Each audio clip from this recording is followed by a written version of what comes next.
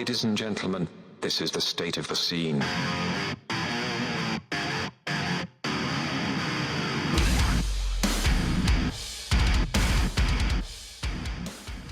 Yo, what the fuck is up, Warped Tour? The state of the scene at SOTS Podcast on all social media. Sam here with Marcos.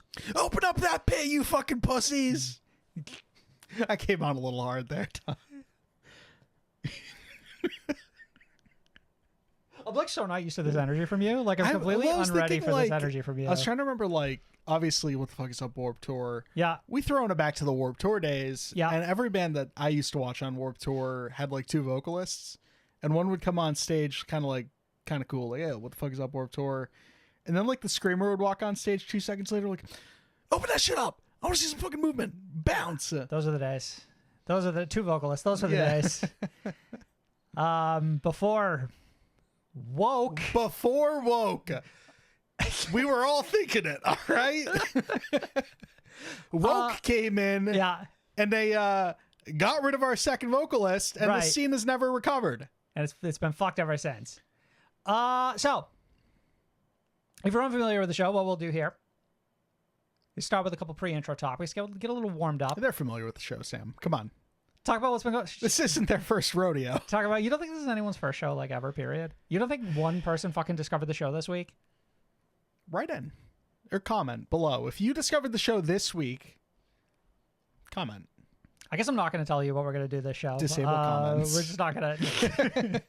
We're just going to get right into it. Marcus, Anthony Fantano gave Knock Loose a 9? A decent 9. What the fuck? What does that mean? There are levels to the Fantano review spectrum, you know? Yeah. This wasn't it's a called strong 1 9. to fucking 8. This was and then a 9. decent 9. Those are the levels. That's a strong 9. It was a decent 9. The fucking mathematicians established the fucking levels. It's 1 is the bottom. 10 is the top. Question for you. Yeah. How many Fantano reviews do you watch a year? Easy. Don't answer yet. And have you watched this one? Great question, Marcos.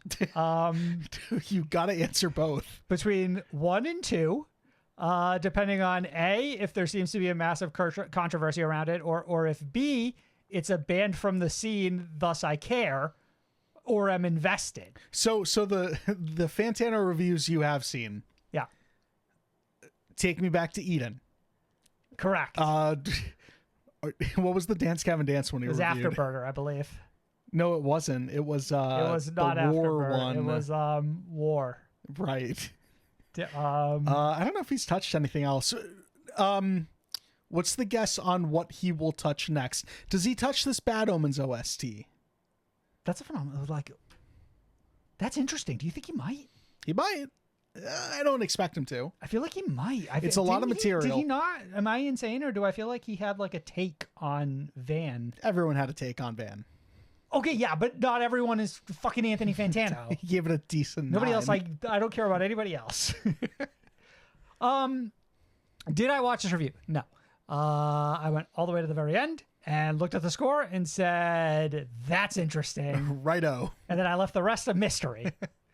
Did you watch the review? Nah, I just didn't find the time to. What's a decent 9? Is a decent 9 it. good? Decent 9 for Fantano is like, first of all, on the metal side of things, unheard of. Well, not on the metal side of things. On the metalcore adjacent side of things, unheard of. But Fantano does listen to a lot of like metal. Like he's jerked off Ghost, a metric shit. He's a Ghost guy? He's a ghoster. Losing some respect for him. Is that what they call them? I don't know. No, they're probably like high Ghost was priestess like Ghost was Sleepy Token before Sleep Token. They were. They call them like the clergy and shit like that. Kind of fire. Or Ghost is the clergy. I feel like I'd really be in the Ghost if I gave him the time of day. Marcus, the Blood Brothers are coming back. How do we feel about that? I'm feeling really, really high on the Blood Brothers coming back. Not that I've really ever spent too much time with their material, but like I remember that one specific album with like the weird pen drawing all over the face. Yeah.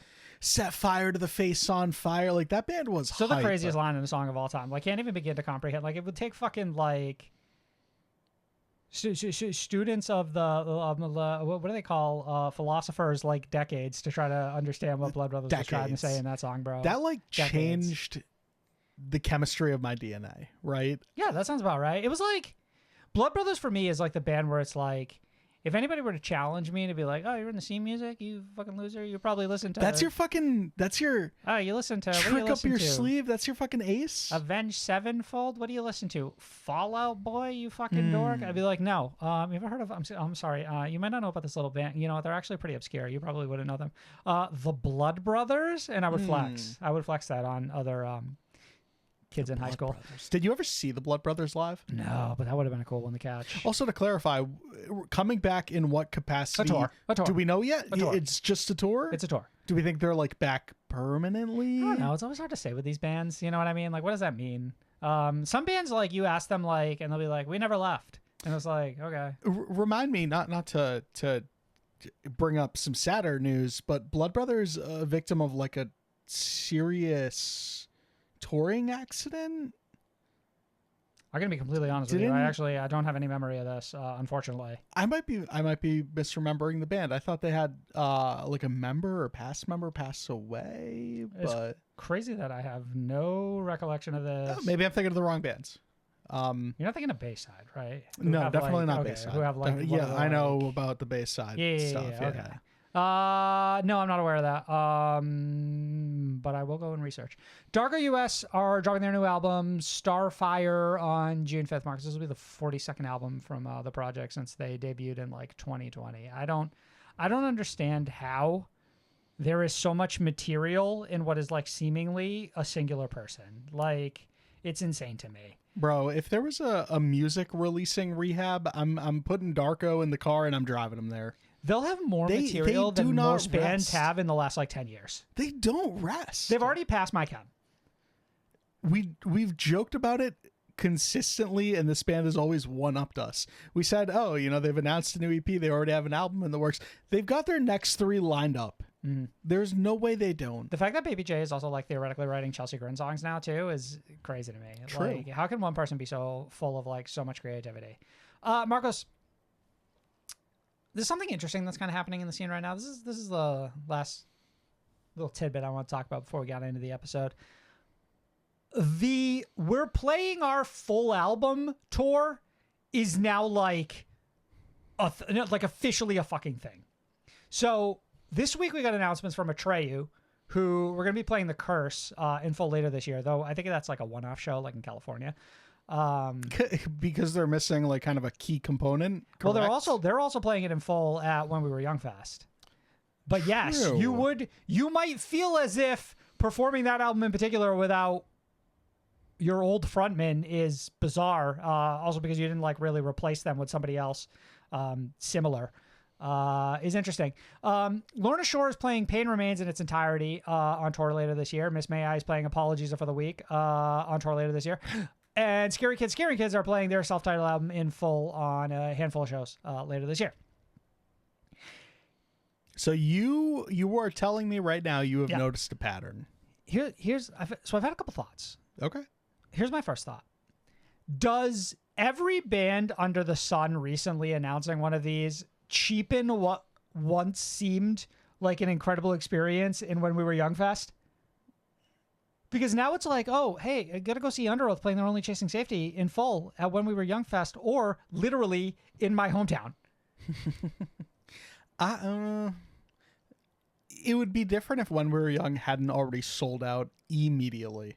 Yeah, but I feel like they sold out on the excitement of getting to see what would feel like a once-in-a-lifetime experience that we're learning a bunch of bands are just gonna fucking do anyway. So Sleeping with Sirens. They're like, hey, we gotta get warmed up for this show.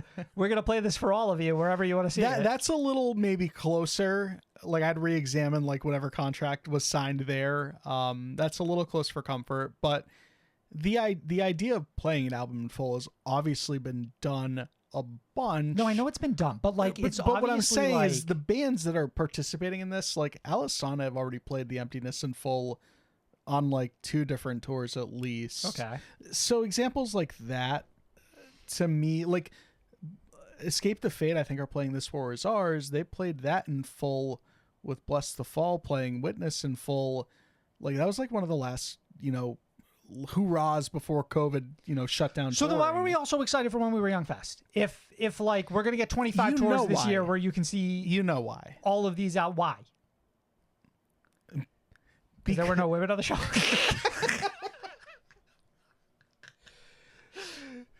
Can't say that anymore because of woke, Sam. Sorry, I couldn't help myself. It's When We Were Young Fest. The appeal of having a full festival lineup do what only one band a night was doing prior, I think is still an extremely intriguing thing that I think a lot of people see. And they're I mean, yes, you can go see Under Oath play an album in full, and you can go see Sleeping with Sirens play an album in full, but that's the only place you can catch it one day. And also go see your headliners in My Chemical Romance play The Black Parade in full, and Fall Out Boy play 9 songs that aren't even on an album, I guess. I don't know what they're going to do still. Second question. Mm-hmm. Is this a precursor to even more of these? Like, are you suddenly looking at that When We Were Young festival and you'll be like, okay, where's my Pierce the Veil, Collide with the Sky headlining tour? I mean, where there's smoke, Marcus? there are levels to this that, like, so again, like another tour I remember happening is Miss May I. We were talking about them here. They've done an album in full tour already. They did Monument, right? Right, with The Word Alive, who played fucking Deceiver. Deceiver. I was going to say Decomposer, and I'm like, the matches. Yeah. Deceiver. So these are things that have already happened. Like the pattern of bands playing albums in full is not new. I'm saying suddenly we have 10 of these tours. I don't think it's, I don't know. In 1 year. I'm sure some bands are also looking at that like, we didn't get invited. What's a way to drum up some excitement for our fucking band? Yeah, but it's not just right that, because now? even like Seosin announced they're going to be playing like their self-titled at like some shows too, and they're also playing their self-titled at When We Were Young See, festival. well, at the very minimum, at least Seosin's fucking doing anything anymore. I'm just saying, I'm seeing cracks in the dam, and I'm curious if the flood is right around the corner. You're worried about the flood? The flood is great for me. Yeah, I was gonna say this is all good for. Like, I see. To me, Miss Maya playing Apologies for the Week is nuts. That is something I'd love to go and see. Mm-hmm. Less so with something like, you know, that Sleeping with Sirens album. Like, I'd love to see that, but like, meh. Do you feel like in some capacity this is ruining what could have been tours you would have been excited for? Like, are there any examples where you're like, actually, I wish bands would calm down a little bit with this full album shit. I would just like to go see a summer headliner where they play the usual mix of stuff I like. I don't know. Like, you're like, this might be your tour. Like, if we're sitting here, we're talking about Lorna Shore feels like a little bit of an exception. Sleeping with Sirens. Like, let's say this could the Lorna Shore thing's a victory lap because like 100%. Pain Remains and that whole ascension since Will joined the band and that EP. Yeah. This is like the end of this current era before we see what the next era of Lorna is, to me personally, and what that entails. You know, we'll see. Like, we'll post in a lot of those fucking clean vocal covers. You know, You don't know what you're about to get. I don't think bands doing this lessens that festival for me. In some capacity, yes. Like, I look at Whitechapel, who did the Valley like 5-year tour. And I look at certain things like 5 years and I'm like, that's pushing it a little bit. And 1 year's like 2 years, like, again, Pain Remains, I think is a good exception. But I don't like your odd years. Like, again, we keep talking about Sleeping with Sirens. Like, they're celebrating like 11 years. Yeah, I think it was like 13. And that's like, that, boys, if you miss it, you miss it. Like, I don't know if you get to just run it back, but that's what I mean is that. like I said, cracks in the dam here, where I think a lot of bands are looking at it and they're like, fucking, who gives a shit? I released this album 7 years ago. Like, this tour would sell. A band tells you so let's take this Lorna Shore tour, for example, playing Pain Remains in full. Are you more eager to see that than you would just Lorna Shore announcing another tour with Whitechapel as support?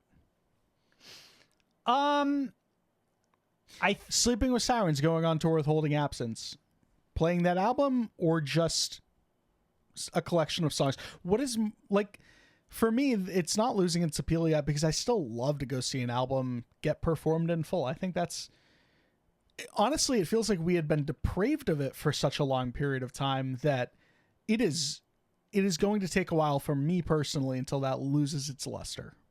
I don't know yet if this is something that I really enjoy or not, because I feel like on paper it sounds great. Really depends on the album. Right, and that's the biggest part of it. This is like under the assumption everything's a 10 out of 10, which it is not. Who's the next one who's going to do this? I call it now. I think, I'm not positive they're on When We Were Young, but it's almost assured they are. I'm thinking Mayday Parade's going to do one. Why was that the first band to pop into my mind too? The first one, you know what I was actually going to say was Silverstein, but I feel like they literally just did it like 2 years ago for Discovering the Waterfront. And they did it a year before that with something else too. Yeah. So they're as far as I'm the fucking game on this. As far as I'm concerned, Silverstein are like kind of the first one to maybe think of this. I don't. That's a little tough to like nail down, but. Well, like they're like as far back as I can remember. The first one that comes to mind. They're the first one to like keep coming back to the well in the sense that like, well, let's do like the Redux, and let's do another tour like that too, and let's do like 2 sets a night, things like that. Fun fact: Census Fail is teasing something with Saves the Day, and they're teasing it by showing images from Let It Enfold You. So like I guarantee that's the next one. That's 20 the years. tour, 2004. And then they're going to play it at When We Were Young Festival. And that to me makes plenty sense. 20 years is like the perfect one, right? Chiodos does this for sure. Well, 15, Chiodos is 10. a tricky one. Chiodos is a tricky one. But I guess like some of the, presumably it'd just be drugs playing that album. Illuminaudio 13-year anniversary. We get Brandon out of retirement. Incredible idea. Absolutely incredible idea. How would you feel about Parkway Drive? Some sort of like 10-15. Deep Blue 15 years? Yeah. I'll take it. I would take that from that band in particular. Marcos, as always, every link you need is in the description of this episode, including our socials, playlist, merch, and Discord. Subscribe to us on YouTube at SOTS Podcast YT and leave a thumbs up. If you're watching the video version of the podcast, let us know what band you would like to see play an album in full on tour. If you're listening on Apple or Spotify, leave 5 stars. Just leave 5 stars. Ask. Just leave all 5 stars, and not a single star less. Dated discourse this week, Marcos. Quote, "Who is Paramore? Taylor Swift's support act on Eras tour," end quote. The following question was proposed by website ASUSA. They go on to describe Paramore as follows, quote, "The band's style of music could loosely described as edgy power pop, with Hayley Williams, delivering melodic choruses with the band's musical influences ranging from Elvis Presley to Weezer and the Smiths." Paramore in 2024? Sure. That's what Paramore sounds like now? Yeah. Kinda, loosely. They said it best. Listen, who is Paramore? Is edgy power pop a backhanded description? Does it feel a little backhanded? It feels a little backhanded. That's edgy. Backhanded. It'd be like if they were like Hot Topic power pop. Like, all right, we know you're being degrading. You might be onto something there. Hot Topic what? Hot Topic power pop? I'm listening. We used to have Hot Topic genres. They went away when Who was Hot Topic Power Punk? Was that Finger Me 5 Times? Who the fuck was that band? You just said like 5 Finger 25 Force. words and none of them were in the Bible. Like, I don't know where you're going with this. Finger Force 5. 5 Finger Death Punch? Family Force 5? Christian Family Force 5. They were Hot Topic Power Pop Punk? Yeah, that's what it sounds like to me. There was a lot of you can throw Hot Topic in front of a lot of it. You can't do it anymore because of woke. But besides that, Marcos, I hate this fucking joke. Why don't we're gonna say it 10 more times this episode? What is wrong? What the fuck is happening? You listen, Sam. You don't know who Paramore is anymore because I do. Woke. I do. I also know who Taylor Swift is. I remember Paramore saying on like an Instagram post that Paramore is you. Me. Oh, is that like when Time Paramore Magazine gave us. me like Person of the Year, even though I didn't do shit that year? Yeah, Paramore's me. Yeah. So maybe we're reading this wrong. No, I'm reading this correctly, bro. The kids don't, the fucking Taylor Swift fans don't know who Paramore is? Is there not a lot of synergy with those fucking acts? That lineup didn't not make sense to me. It's not like It's not like there's a headline that's like, This is what happens when the band takes 7 years off between albums, Sam. People forget who Infant they are. Annihilator, the opener on Taylor Swift's Eras Tour. That's not the question. The question is, who is Paramore? As if Ain't It Fun doesn't play at the fucking grocery store. Infant Annihilator could be described as edgy. Yeah, sure. That would actually make more. And they might take it as a compliment. They honestly. might. Yeah. Yeah, it is bizarre to me that anyone could ever look at a band with like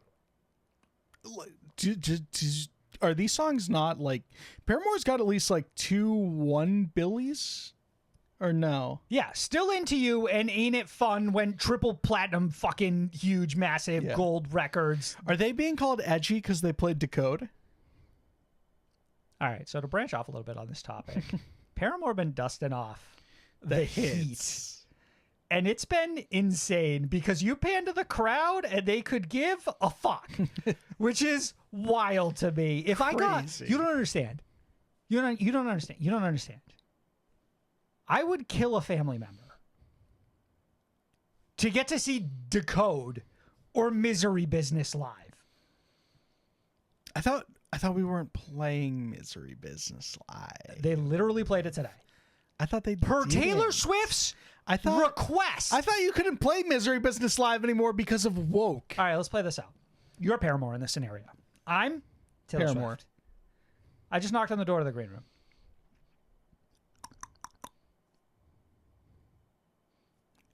Yes. Yeah, hey, no, real quick. I'm Paramore? Or I you think are? I'm Taylor Swift. You're Paramore. And I was thinking, I'm sorry we keep having to clarify this, hey, Taylor. real quick. Would you guys be cool playing Misery Business How's tonight? Travis been? There's a lot going on with the Chiefs right now. I don't want to get into it, all right? There's a lot Can't going talk on about with the Chiefs right anymore now. because of fucking woke, Sam. One Super Bowl and their fucking kicker loses his mind. It's insane, dog. I don't want to get into the Chiefs Did he right do now. anything? Yes. No, I'm saying like on the field. Like, did he even like make a? Yeah, he fucking- kicked the football. Did he make it? Sorry, Taylor. Go ahead. I'm Haley. I'm gonna need you to play Misery Business tonight. Cool. I'm actually Taylor too, but I'm York. You're fucking insufferable, bro. You're fucking insufferable. The Paramore opening for Taylor Swift, you don't even understand. Paramore's not the opener on the Eras Tour. You're just literally going to the greatest show in history.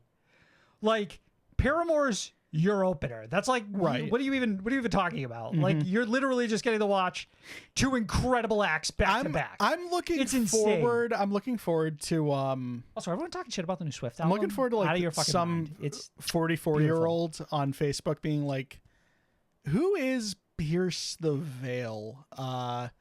Blink-182 support act on the this upcoming tour here this summer. You're saying what's the metal version of this? I would imagine it's when Metallica took out like Ice Nine Kills.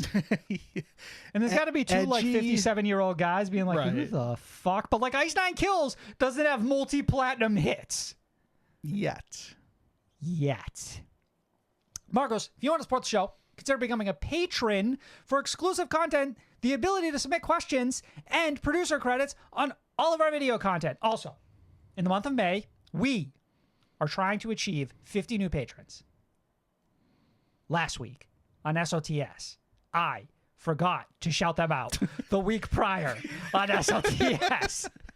We had 11 new patrons, Marcus, and we'd like to welcome to the family Reckenstein, Kimberly G, Stephanie, Stephen C, Luke Burns, welcome back, and Blair H, Marcos. All new patrons, all getting us a little closer to our goal of 50, but we're running out of time. Time is of the fucking essence right now. Do you understand me? We got 2 more weeks. Fucking time is like it's slipping through our hands like sand. Do you understand? Like, you need to sign up to the Patreon this week. You gotta lock in that shout out for next week. You gotta help keep the dream alive. You gotta get access to our bonus episode, SOTS Deluxe, which airs just about every single week. This week, we're talking about Wage War. We're talking about Grayscale. We're talking about Siamese. All got big things, big new songs, news to big. talk about. And you only get it if you're a patron. Marcus, patrons, can also submit suggestions True. to our weekly YouTube show, Ranking the Scene, which airs every Wednesday. Yes. We bring 3 albums to an ever-growing tier list, and we rank them against every album that came before and every album that comes after to find the best album in the history of the scene, and, coincidentally, not intentional, but it just so happens, the worst. This week, Marcos, we talk about Census Fail, AFI, and Neck Deep. Big episode. Big episode. Big episode. Marcos, you can also submit questions to the podcast, like Jacob, who asks, if you could revive one dead band or reinstate an old lineup in an active band, who would it be? Jacob says that they'd have to go with an incredibly problematic choice of Austin Carlisle and Shaylee Bogart back out of Mice and Men in what we'll consider to be in a completely alternative timeline that does not exist in any, like, reasonable, like, frame of mind. He says Aaron's killing it on vocals, but nothing will beat The Flood. Hey, The Flood was a great album. All right? Hey, you got me there. Self-titled good too. You got me there. Marcos, revive one dead band or reinstate an old lineup. I'm going to do it right fucking now. Atreyu should not be playing The Curse without Alex. That's dumb. That's stupid. Heresy. Yeah, it's just going to sound like a version of The Curse that's not as good. Also, I don't even think, like, just call it up and be like, hey, we fucked up. Come back to the band. It's that easy. It's that easy. You can't. It's been way too long. It's that easy, bro. We fucked up. It's about being the bigger man. And Atreyu needs to be the bigger man, and they got to call Alex, and they got to say, we fucking fucked up, and now we need to play The Curse live, and we need you. We're talking like 10-year anniversaries, What do you got? 20, whatever. What do you got? What are you cooking over there? I briefly, for a split second, mentioned them at the top of the show. The matches. Oh my God. I would kill 2 family members, Sam, to get Decomposer in full, Abandon Hope in full, self-titled, or no? Who killed John Doe with Jane Doe, and what the fuck is? It's such an absolutely Elon Musk killed Dale the Yvonne Dahl killed the locals. He did. Bro, I just pulled that from the deepest recesses of my fucking asshole. That's put it back. Any of those, right? Like I'd kill to just see the matches. Matches like, came back a few years ago, and they put out like a documentary that I've been like meaning to watch a million times over and just haven't got to it. The matches like do that though. I like really should. I know. Like kind of come back, but they'll never like be fully back. I understand. I know what you mean. You want like cement yourself as a part of the scene again, not like dance around. Stick around. I understand that. I also had another slightly fresh one in that I'm still under the impression that Dead Lakes is suddenly inactive, and I need like it hasn't been long. Let's just reverse that. Bro, that's the reason you're just pulling out the happened. defibrillator. You don't even have to dig that body up. I'm trying, bro. With you on that, obviously. Positive Metalhead asks, why do you feel that lyrics play such an important part to your enjoyment of an artist or music in general? Personally, I hardly ever actually pay attention to the lyrics. They'll stand out to me if they're really good, but otherwise completely pass me by. But I've noticed that poorly written lyrics often negatively affect your thoughts on a song/album. There's 2 parts to this that I want to talk about. Yeah, I think we probably have the same mindset here. I want to start with the second. I think that when Marcos and I review music, we do so from a perspective of a listener or a fan and not someone with technical knowledge. But while I can't tell you if this guitar or this production was done right or sounds correct, I can tell you when something is written poorly. Like, I got the confidence to talk back on that one. You know what I mean? Speak on it, Sam. But the first part is I literally cannot imagine this idea that you would go into a song and like the lyrics would be something that are like irrelevant to you. Like I almost like push back here. I'm like, how could they not matter? Like they're like whatever the 5 core aspects of a song are, lyrics has to be one of them. They have to be. Yeah. outside of an instrumental band? So that extends to like the dumb bands too that I'm just Name listening to. Name stupid bands because they're ignorant. Sure. Like Diamond Construct. I'm wearing their shirt right now. I'm allowed to talk my shit. Like just using the word baby cakes in a song. Like that's a objectively stupid word to use in a song. There's an art form to that, but like, too, yeah. though. Yeah. So like, so long as you're being clever, it's the bands that like inject no personality where the poor lyricism, and it's because of that, like it is poor lyricism a lot of times for me personally, because the band is doing, they're making no effort to tell me who they are.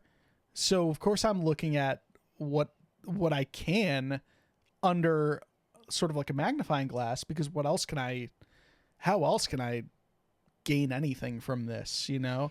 You touch on something interesting there that I want to stop and talk about too as well. And I think that like there's something to this idea that if we're listening to a song and it is one of the 10,000th fucking songs I've heard this year, in the same way that if I hear something that sounds familiar or repetitive, or I've heard it from a bunch of other bands, lyrics play that same game where it's like, if you're not saying anything interesting or different, you're just sort of like rinsing and reusing somebody else's thoughts or ideas. And to me, that just feels boring.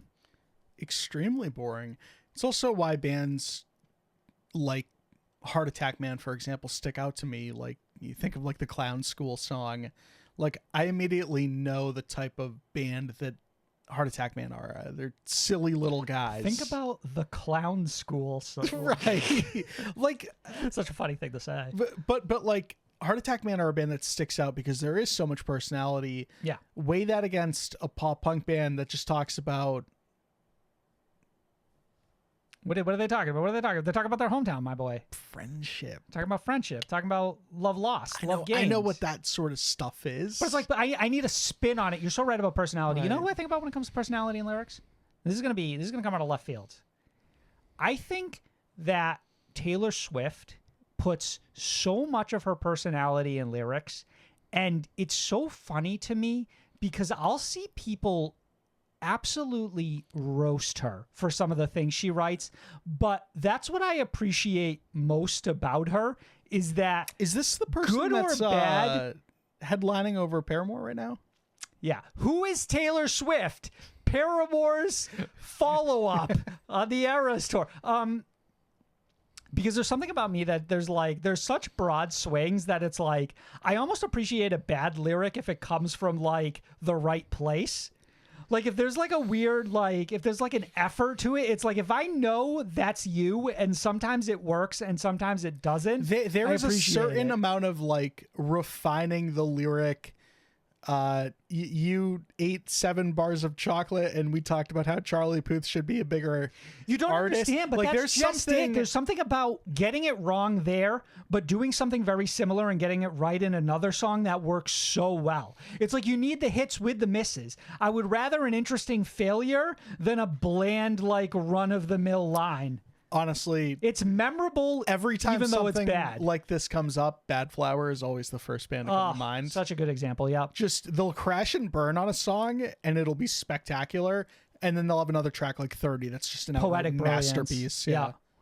I'll say this to you, Positive Metalhead, before we move on. I would encourage you to dive into lyrics a little more than you have up until this point. I think there is a vast amount of additional context that you might be missing out on within the body of a song. I think there's a lot there for you to like gleam onto. Yeah. Recent example personally for me, I was listening to December Underground by AFI because we're just covering that album. It'll be this week's Ranking the Scene. Yeah. And I just read the lyrics alongside listening to that album. That's fascinating. And I was like, oh damn, this is like, it's a lot of stuff happening in that album. There was an album this week that I was pissed that we're going to talk about a little later that I couldn't find the lyrics like easily on Genius because you could like tell there was so much being said there, but I needed to be able to sit and read it out. You needed to know like, exactly what was being right said. to like better comprehend it. So there's a lot of bands where like I'll sit and like I'll actively pay attention to that sort of stuff, and then there's other bands where like you can sort of to some degree, like Sam is saying, like you know how good it is just to have like. Can't tell you every single Silent Plan lyric, but I can tell you that like 95% of them are crazy good. I don't know how a bad lyric doesn't stand out to you either, because for me it can completely derail a song. Example, name names. I mean, only because they're like completely in agreement with me. I always think about Loud Fuck It by Motionless in White, where it's just one of the like silliest fucking songs I've ever heard in my whole life. Alex F asks, when you guys do Ranking the Scene, your weekly YouTube show airing every Wednesday night, do you guys listen together or do you guys go in blind with each other's opinions? Love how that question was written. It airs every Wednesday night on our yeah, that's YouTube. on youtube.com/SOTS YT. That's correct. We do not listen to albums together. Yeah, we used to do stuff like that. It's like, because it's the thing is that we used to hang out and not record this show. So there was free time. Right. To do things like that. And now we listen to everything separately and then we come together and we sit on this couch and we're like, Sam, how did you feel about that AFI album? And then I share my thoughts after you share yours. Honestly, the precursor to this show was you and I sitting down and listening to albums together. Mm-hmm. Like that's how we got here. Interesting thought. And I'm almost going to like pitch this to the audience a little bit. Let me know, either comment here on the YouTube or if you're listening on Spotify, add SOTS Podcast YT on all social media. Just add us. Would you enjoy the idea of watching me and Marcos sort of like sit, listen to an album, share our thoughts on it? You know, kind of like I think that's like that's a whole type of content creation that like I've never even considered doing, but I understand is entirely out there and a thing that a lot of other people do. A lot of creators. Anthony Fantano. Nick Knocky turns. Nick Knocky turns. Caillou asks, best thing to come out of Warped Tour? Me. Honestly. Wouldn't have me. Hey, us. Wouldn't have the boys without Warped Tour. There would be no State of the Scene. It wouldn't exist. Second best thing? Yeah. Second best thing to come out of Warped Tour. Second best thing to come out of Warped honestly Tour. because do you remember those alt press covers that we used to get? Shut the fuck up. So, I have sort of a more. You have a broader example. I have a broader this? example. Yeah. But continue your thought. We don't get the community. I feel like that's what you're saying. Is we don't get the crossover. We don't get a picture of Water Parks and Don Broco and Chase Atlantic standing in line for food together like that. That doesn't exist in the same way. And I feel like we don't get them from festivals the same. Now when we get them from festivals, they feel slightly manufactured, you know? The only time that I feel like we've ever bucked this trend is recently when Baby Metal just took pictures with everyone, which was the funniest fucking thing in the world. And everyone was just like, oh my God, fucking Baby Metal's here. I need a picture. Like that was wholesome to me. But I feel like those moments are a lot more scarce than they used to be. Before it'd just be like, yeah, it's just Levi Ben. Like, I feel like if Warped Tour existed today, we would just be like constantly flooded with like thousands of images of like our favorite artists, like interacting throughout the day or doing stuff, or we get like video content. Like it would just be a never ending fountain of content that like we've been tripped up by fucking evil Kevin Lyman. Can't have Warped Tour anymore because don't say it, please. Don't fucking say it, because this one's just because don't fucking say it, please. Don't. This please, one's true. Don't even just don't. I don't want to fucking get into it. I don't want to get into it. So your answer is not the alt press covers. I'm giving multiple answers. I do like the alt press covers. So my answer was more. Part of it. Mine was more like I miss being able to laugh at some of those covers. You miss laughing? And how poorly Marcus misses joy. So specifically the thing that I am referring to is, remember when they did like the Warped Tour is dead, Rip Warped, we miss you, we love you, never gone but never forgotten. Yeah. And they put together a cover of all of the covers. Yeah. Poorly photoshopped into each other, and it was just the biggest atrocity All press was on autopilot those years. Ever seen. And like, That's the best thing to come out of Warped Tour for you? I go back and look at that photo so often. They have Kellen Quinn on there 9 times. They have Andy Black on there 9 times. It's nuts. You have to earn those 9 spots. You do. Casey asks, friends, why all the 4-year strong hate? What did they ever do to you? All right, for starters, we're going to stop there because this is the second part of this question. We're going to get to that after. That's 4-year strong album directly behind me right now. So Which one? I don't know. Brain pain. Brain pain. I don't know what you've been told or like what sort of like pretense this comes under. Like, but we're big 4-year boys. Always. Ben. We're strong guys. Yeah. We're lifters. What do they call 4-year strong fans? I've been a 4-year fan for longer than 4 years, honestly. Sam grew out this beard because of his love for 4-year strong. That's precisely Let's not correct. get it twisted. I remember distinctly talking about how excited I was to see 4-year strong support A Day to Remember on this new upcoming tour this summer. It's so fun to gaslight people like this. We should do this more often. We've never spoken in any disparaging. We've never made a disparaging remark Here's my hot take. at 4-year strong's expense. Here's my hot take on 4-year strong. They're fine. I don't dislike them. I don't love them. They're fine. I've just like, outside of like Legends Never Die Trying, whatever the fuck that was called. Legends Never Die, but Heroes Get Remembered or whatever. I just like I never like fully attached to them. Like it just wasn't there for me. And that's perfectly fine. I'm not going to disparage you if you're a 4-year strong fan. I've been kind of into some of the new songs. And that's why They're on not this bad. week's episode, Dead End Friend, it's a decent song. I'm happy to give Brain Pain by 4-year strong a decent to light 9 out of 10. That's incredibly kind of you, Marcos. Alex F also, no, not Alex F, sorry. Casey also asks, continues. Keeps asking. Do we like cheese? And what kind of cheese? And then they also said bleh. Which is how real fans used to sign off. And they stopped doing it, and now like I've lost a lot of I got a better question. appreciation for the fandom. Y'all have disappointed me. What's the metalcore of cheese? Ooh, good question. And I'm gonna go down the genres. So Monster like, Core. what's the Andrew had a question? Bro, goated cheeses? Yeah. Goat cheese ain't half bad. All right, if I we're all being fucking honest hate with goat cheese. ourselves, It's goat cheese is disgusting. kind of fun. Goat cheese is terrible. It's awful. We're talking Gouda. Overrated. What's that We're powder talking- you put in we're mac and talking cheese? What kind of cheese Mexican is that? 4-blend on them tacos. Oh, Mexican cheese goes crazy. Yeah, I'm right we're with you on talking. that We're one. talking cheddar. Mexican cheese goes so We're insane. talking.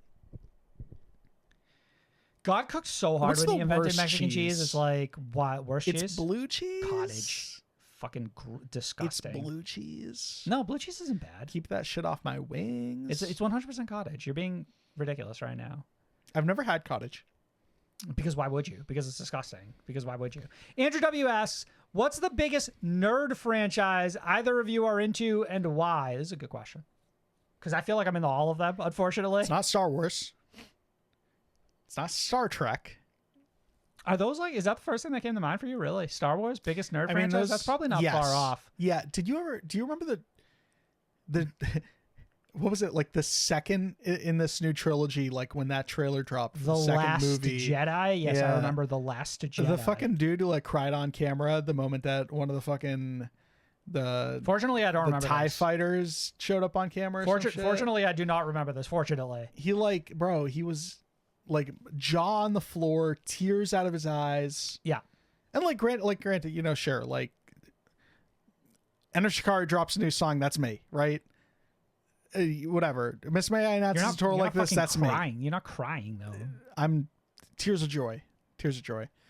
What nerd franchise? I mean, I'm really into like Lord of the Rings, I guess. Like that's fair. I'm big on the fantasy shit. I just don't know, like. I mean, you and I are like, is it probably uncool to like House of the Dragon? Like, I think that shit is amazing. Why do you sound so persecuted right now? Because Can't like House of the Dragon anymore because of who? this has been my whole. You know.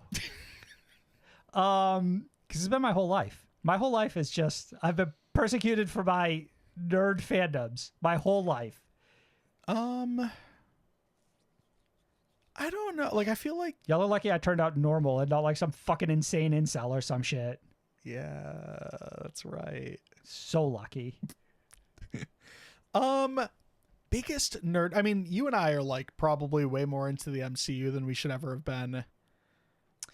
Yeah, but I like enjoy the MCU at the same level that literally everyone enjoyed the MCU. You know what I mean?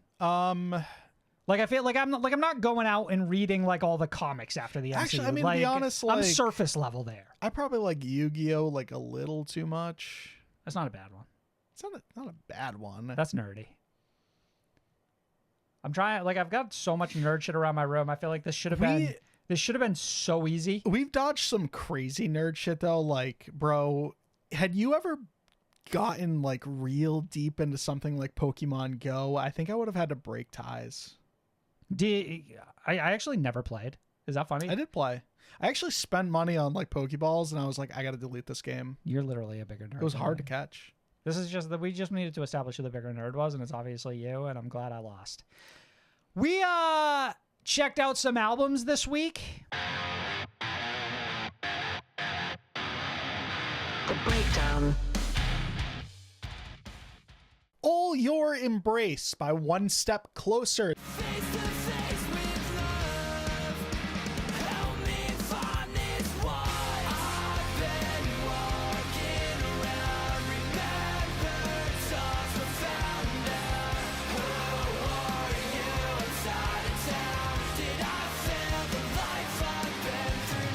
This is the Wilkes-Barre, Pennsylvania Outfits sophomore LP, Sam. This is the second one. Released the 17th of May via Run for Cover Records. All Your Embrace consists of 11 tracks and is the much anticipated follow-up to 2021's debut LP, This Place You Know. It was recorded with John Markson. Do you know that name off the top of your head? Only because we've talked about him in the past, Marcos. He's done a bunch of stuff. Drain, Koyo, Drug Church. The Story So Far. Hot name in the business right now. And then maybe you might know some other names that this band collaborated Like with who, on this new record. for example? They released an album recently, Knocked Loose. okay, well that feels like timing's perfect on this one. God, I didn't put it in the pre-intro topic, but Knock Loose, viral, top 50, US, in the 10. With Suffocate with featuring Poppy. But what's the Knock Loose? What's more the tie-in with Knock importantly, Loose here? super duper motherfucking mega tangent. Poppy still in the top 50 with 2 separate songs, assuming Van is still there. I don't think Van is still in the top viral. What is the connection with Knock Loose here? Isaac Hale, their guitarist, and also Citizens vocalist Matt Carricks both helped contribute to this record in the form of session writing. Favorite artists in this scene. So like A couple of separate sessions. You chose the right Some ones. writing sessions. Before we move on, Marcos, I just need to say that it's 100% Wilkes-Barre, Pennsylvania. Not whatever the hell you Wilkes-Barre. said. John No, Wilkes sir. Barr. Wilkes-Barre. I'm gonna die on that hill. You're gonna die. I'm gonna go ahead and die hill. on that hill. All right. Pennsylvanians, right? What sort of hills are you willing to die on for this new album, All Your Embrace by One Step Closer? Well, this was quite good, wasn't it? This is like the most chill This we've was ever. quite good. This album was quite good. Now that This you was mention- just quite I good. had a proper good time with this one. I love this fucking style of post-punk. I think about Koyo last year is like similar to this for me for sure, and like obviously it's shared producer. I also think about Arm's Length. Very similar in my mind to this as well. There's something about these Citizen bands. is a good example as well. Citizen's not bad, but Citizen's a little quirkier than this. This is a little more emotional, a little more saucier. serious. Like we're not getting silly here. We're thinking about melancholy ass subject matter. And melancholy is a good way to sort of describe this album. It's got like a good tempo. Like it's hard. It's got rough edges, but it never shakes that melancholy. Like it follows this album everywhere it goes. And I really appreciate it for that. It's got a soft touch though at times. There are tracks on here that end in like piano with some brass. Like they really add They circumvent expectations a every once in a layer while on of- this. Yeah. Yeah, there's a moment in Slow to Let Go where it's not piano, but there's like a turn that song does like a minute 10 in that I really like, where it just like completely changes pace. Another and song then- ends on like an acoustic-y guitar, like things like that really help each song sort of distinguish themselves from one another. There's something about this style of music, and I've said it in the past, where like it packs a real emotional gut punch just via presentation. Like there's just something about this style of presentation that just works really well for kind of like communicating your sorrows the way this band does. I think two songs that like stood out above everything else for me. First off was The Gate, which is one of the more like maybe closer to like a ballad on this album, a little bit one of the slower songs. And then So Far From Me, which I think is like quite incredible. There's something about the lyricism in that song. Talking about like city lights flooding in and then like swallowing everything. This is that band I was talking about earlier where I was like desperate to go like dig up these lyrics and read them all up. And then I'm sitting there, I'm on Genius, and it's like no lyrics updated. And then I'm like, I'm on Spotify, and it's like there's no option No to like add lyrics these lyrics. I'm like, submitted, God damn it. Like I really wanted to sit here and just kind of like spin these around in my mind for a little while and sort of like see exactly what this band was trying to get across. And I didn't have them there. There's some cool stuff happening lyrically, and I can't word for word tell you exactly what those things are, but like there are some moments for sure. And they also play against like some of the song titles in really funny ways. Like just having a song on here called Topanga is very funny for me because I feel like that is certainly a location, but for me is definitely just the Boy Meets Girls character. So I would never even imagine that as a location. That is only Topanga from Girl Meets World. Topanga's got to be a location. It's got to be a location. It's got to be a Oh, location. But if it is Boy Meets Girl and then you play it against the overall like energy of that song, like they're incompatible. But I like that incompatibility. I like that contrast. Like they're hey, maybe there is a slight modicum of silliness here that I didn't like acknowledge earlier. If only it's a silliness that maybe I'm applying that isn't necessarily being. Well, for me, it's more of like an inherent nostalgia in a lot of this. And maybe, again, I don't know too much about One Step Closer, but to me, that band name, if I had to shot in the dark, like Sure. One Step Closer to the Edge, like that is a Linkin Park reference. Sure.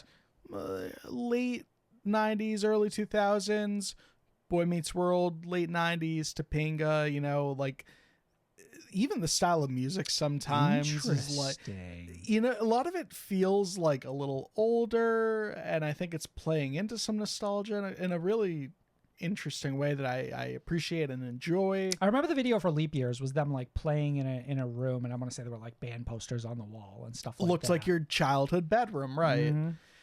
So yeah, overall, I really enjoy like the overall energy of this album. You shouted out So Far From Me and then The Gate. I'll take the songs before both of those respectively in Blur My Memory, which comes before The Gate, and then Giants Despair, which is the standout track for me. It's also the top by of their far. Spotify. It is. Yeah, it's number one on their top 5 right now. Interesting. And that's the song that ends with like a little bit of like brass, like saxophone, trumpety stuff.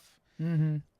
Really just And this is a appreciate band and where enjoy like song. that type of little touch really takes things over the edge for me. And it's like you mentioned, like the little piano keys at the end of a song, like that's really what pushes things over the edge. Emphasis on like the little though. It's like they know just enough to like keep you interested, keep you coming back. They're not overdoing it by any means. So yeah, all your embrace. Check it out. Marcus, we also checked out Telltale by Telltale. Take me to the other side. Take me to the neon sky. Fade away to the take of a fade into space and time. So take me to the other side.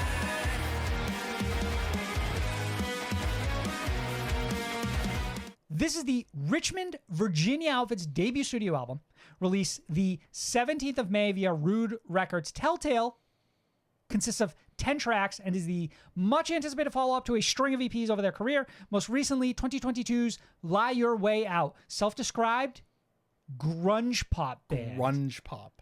I'm gonna throw a Hot Topic in front of that. Hot Topic grunge pop band. Edgy Hot Topic grunge pop. power pop. Discussing their debut album and the journey getting to this point, the band have shared it's taken us 3 EPs. Quote, it's taken us 3 EPs and over half a decade to finally create the album we've always wanted. This is Telltale. I'm going to pause right there. Every band needs to be bringing this same energy to their self-titled album. Stating the obvious. Needs to bring that energy to the self-titled album. Continuing this quote. If there is one major takeaway from the record, it's that escaping into the isolation of your vices isn't a solution to the feeling of disconnection. Marcos, debut album. How we feeling about prospects on Telltale? Telltale, a band that's been sort of like in my peripheral for Sure. a bit. Our peripheral, I'll say. You know, we've covered them on the show once or twice. Did we review one of the EPs even? I don't remember. We've definitely covered this band in the past. You could say we caught on early, considering we were there before they had a full debut. Pat ourselves on the back You for could that. say that. And honestly, sort of went into this one not knowing what I was going to get and being really impressed by the time this album had ended. Part of me feels like I could have never guessed all of the twists and turns that we were going to get throughout this album. Yeah, variety is probably the best way to describe this record. Going from tracks like Kissing in a Car Crash to Eddie, and mind you, those tracks are back to back. Kissing in a Car Crash is like a mood ring-ish type song, if I could best describe it. Yeah, with Eddie, real emo lyrical energy. Yeah, and then Eddie is like practically a hardcore song. You have screamed vocals on there. To Getting Sober, Monster, these are like pop songs. By the time you get to Not the Type, which closes this album out, it's like dark, grunge, alt, edgy pop. Like this band is just all over the place. Versatile, incredibly versatile. Yeah. It's interesting to go back to their mission statement and see something like, hey, this is the Telltale this is the album we've always wanted to make. This is Telltale. And you walk away from this album and it's like 10 different bands in one. Right. You're telling me this is Telltale, and now I walk away from this experience thinking to myself that Telltale are a chameleon? A little bit. Yeah, it feels that way. I think if there's I one could thing never in even particular, begin to guess what the next Telltale song sounds like. You know, what's the next Telltale album? And that to me is like one of the most exciting things a promising new band can deliver. Agreed. To me. I think that secret weapon here is their vocalist John, who the fact that their voice so easily acclimates to so many different styles of music is something that is a gift. Like, I don't think a lot of other bands could have gotten away with what this band does on this debut album. I think the rest of the band does a pretty great job of providing that backbone in a sense, and particularly Bryce, who's their guitarist. There's like some really memorable riffs on here, and like I don't know, I feel like I used to hear like instantly memorable riffs all of the time, and it's a rarity nowadays. So when it's actively happening before my ears, I really tend to appreciate it, Especially when it's happening outside of like metal bands who make it their bread and butter to try and like wow you with a riff. Right. And I feel like it's naturally just happening on this record. And you get tracks like Other Side that contains one, like stuff like that really pops for me. It's very vibrant. I think this band is most in their sweet spot for me personally when they have this style of alt rock with a little bit of a twang. For example, Getting Sober, which I think just has a massive chorus, is incredibly catchy, and it's a lot of fun to sing along to. This one's got like the certified SOTS approval as far as like That's just good to hear. catchiness goes. Yep. Like, damn, this is back to back to back. Catchy choruses, catchy melodies, hooks left and right, earworms. It's got all of them. Another great example of that is I've Given More to a Lesser God, which is also another great song to sing along to. Yeah, and definitely can sense like that grunge pop that the band is directly referring to, and they have to assign themselves a genre. Like, I listen to a song like that and I'm like, yeah, grunge pop does. I would describe this as grunge pop. Good job. But the feel of this band is again, what's so incredible about them is they could have described themselves in a million different ways and they still would have somehow hit the nail on the head. They are, like Marco said earlier, a chameleon, and they do a really good job of creating a really entertaining album, especially for the fact that it's this band's debut. So this is highly recommended. Everybody go check this out. Yeah, and it seems like they didn't rush to the finish line as far as like they did 3 EPs and we eventually got the debut. They built up to it, and they didn't just steal songs from their first 3 EPs to put out an album. Marks, we also checked out another debut album this week, Mortal Reminder by Mortal Reminder.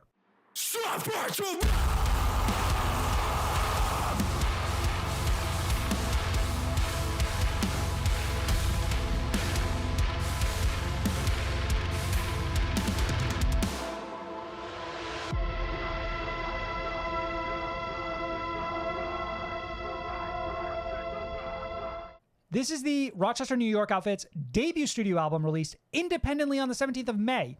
Mortal Reminder consists of 10 tracks and contains all of the band's material to date. A supergroup of sorts composed of members of Degrader, Dead Culture, and Sirens and Sailors. Nikki from the band shared the following about the album on Twitter today. Every day is a war. Every day is pain. To me, this record is the embodiment of that feeling. This record is for the broken, the withered, the hated, and the outcasts. For those that have had someone stand against them, cheated them, and made you feel worthless. Marcos, 10 tracks. How did we feel about the debut record from Mortal Reminder? It takes a lot to get me hyped on a heavy band nowadays. Interesting And- this approach. And from like the get-go, I think Mortal Reminder's rollout has been exemplary in that like every single, every image, aesthetic, merch design, logo, everything has made me just excited about this project. And again, it feels like it sometimes with bands in this genre, it feels like you're moving mountains to get me excited about a strictly heavy band. I think a lot of it, to jump in there, is that so much of a band's rollout nowadays feels formulaic, perfunctory. The marketing playbook 101, right? But something like this is treated with such reverence that I think more bands need to be treating themselves with. Give your project the care and appreciation it deserves, and instill a little mystery in it. Apply a bit of lore. Make it bigger than just a band and new songs. Don't go light on the attitude. I want a lot of that at the top. Confidence, which I think this band shows a lot of in this debut. Yes. I think what's crazy about Mortal Reminder is so much of what they do feels so well considered, so well planned out. And then alternatively, what I think I appreciate so much about this album is how much they do not overthink the proceeding.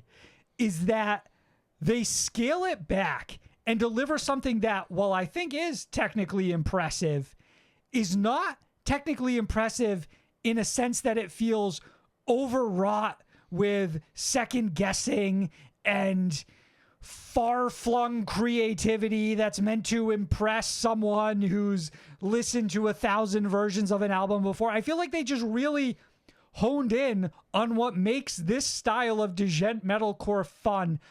If there's a band I would align them with almost perfectly, it's Volumes.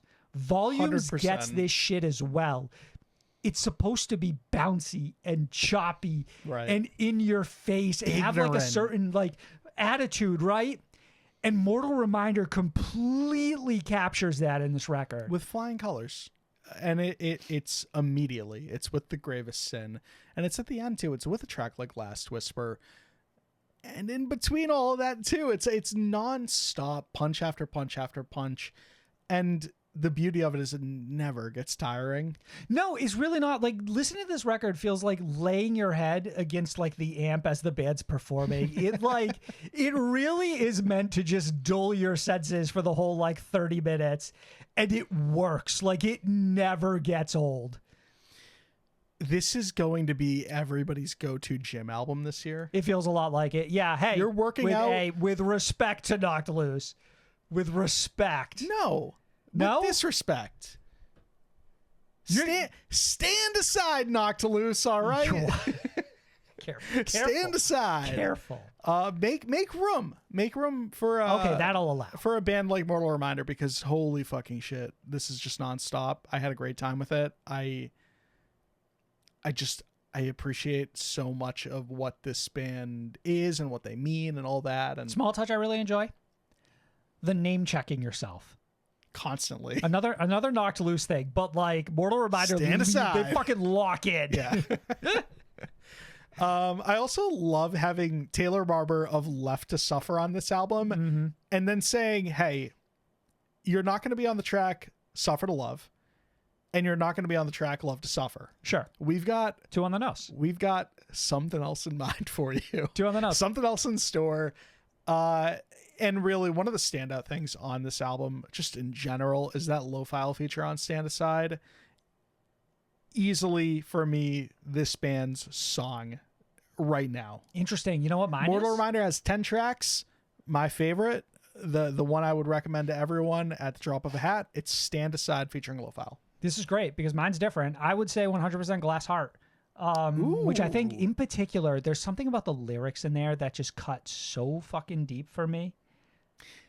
This band being vulnerable and still being just as ignorant as they come is beautiful. It's like it's vulnerable, but there's like a certain amount of sauce on it, right? Like there's a sort of like vindictive vulnerability that I really appreciate. Yep.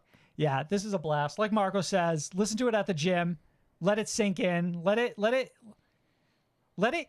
get your reps. Let it serve as a mortal reminder. Let it serve as a mortal reminder. That's correct, Marcus. As always, the news is brought to you by Shibori Threads, the clothing label of the alternative music scene. The news. The Used have released new single, Meds. Everything I touch turns to dust. Everything I feel is way too much. Sometimes I think I'm born for failure. This song will feature on the upcoming B-Sides album of the same name, releasing June 21st via Big Noise. It will feature 10 total tracks and include previous standalone singles, Fuck You and People Are Vomit. Marks, if you don't remember, these actually dropped prior to their album Toxic Positivity, in which the band wrote during the writing sessions for that album, which dropped in 2023, the band wrote the other 8 songs that are on this album, Marcos, hence B-Sides. So, I recall. There's more here, but Marcos is chiming in early. Continue. Oh, you want? Okay. All right, don't lose that thought. Vocalist Burt McCracken shared a quote from C.S. Lewis as his way of There's a lot providing more is actually what Sam more failed to context mention. around the album. Mental pain is less dramatic than physical pain, but it is more common and also more hard to bear. The frequent attempt to conceal mental pain increases the burden. It is easier to say, my tooth is aching, than to say, my heart is broken. Further on the band's approach to creating new music, quote, I think we have no choice but to write and write and write. It has always just been in us, and we've had to get it out. I read a quote once that said you either work your entire lifetime on 4 great pieces, or you write thousands of pieces and become great that way. Everything that we feel, I think it always makes for a good song, end quote. Marcos. Toxic Positivity was the 9th studio album from The Used, and no individual track has succeeded in cementing itself in the band's top 5 most played songs on Spotify. The 2 songs to receive official music videos on YouTube both hover around 500,000 views in nearly a year's time. By comparison, Paradise Lost, lead single from previous album Heartwork, has accumulated 800,000 views in just over 4 years. That is the top of that album. The Used will be heading out on a summer headlining tour this June with support from Story of the Year and Amira Elefki. The Used currently hold 2.8 million monthly listeners on Spotify. Marcos, take it away. Old Bert loves his fucking quotes, huh? Does love his quote. Some good ones. I disagree that mental pain. I got to disagree with C.S. Lewis here, Sam. What are you disagreeing with C.S. Lewis? Renowned writer. I got to disagree with the guy here. my tooth is aching. Easier to say than my heart is broken, or rather, mental pain is less dramatic than physical pain, bro. If someone's got a broken heart, I'm moving towns. Like I don't need to spend any time near that person that day. You're purposely misreading. So, like you tell me right now you got a toothache. I'm like, power through it. No. We're gonna get through this episode. No, sir. We're gonna get through this episode, Sam. I think it's an apt quote. I think it's an apt quote. I think it's well suited to the song. Yeah, I guess. Okay. There's so many angles I want to come at this from. The other quote. Now that you've gotten that out of your system, the other quote, Marcus, I'll scroll down. So Take your time. Do the used have 4 great pieces?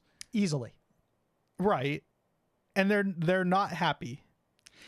No, I think that what they're saying is that they would rather, as artists, make 1,000 pieces, as they put it, than focus all of their time and energy on trying to perfect. Call it a day, announce a hiatus. A few. No.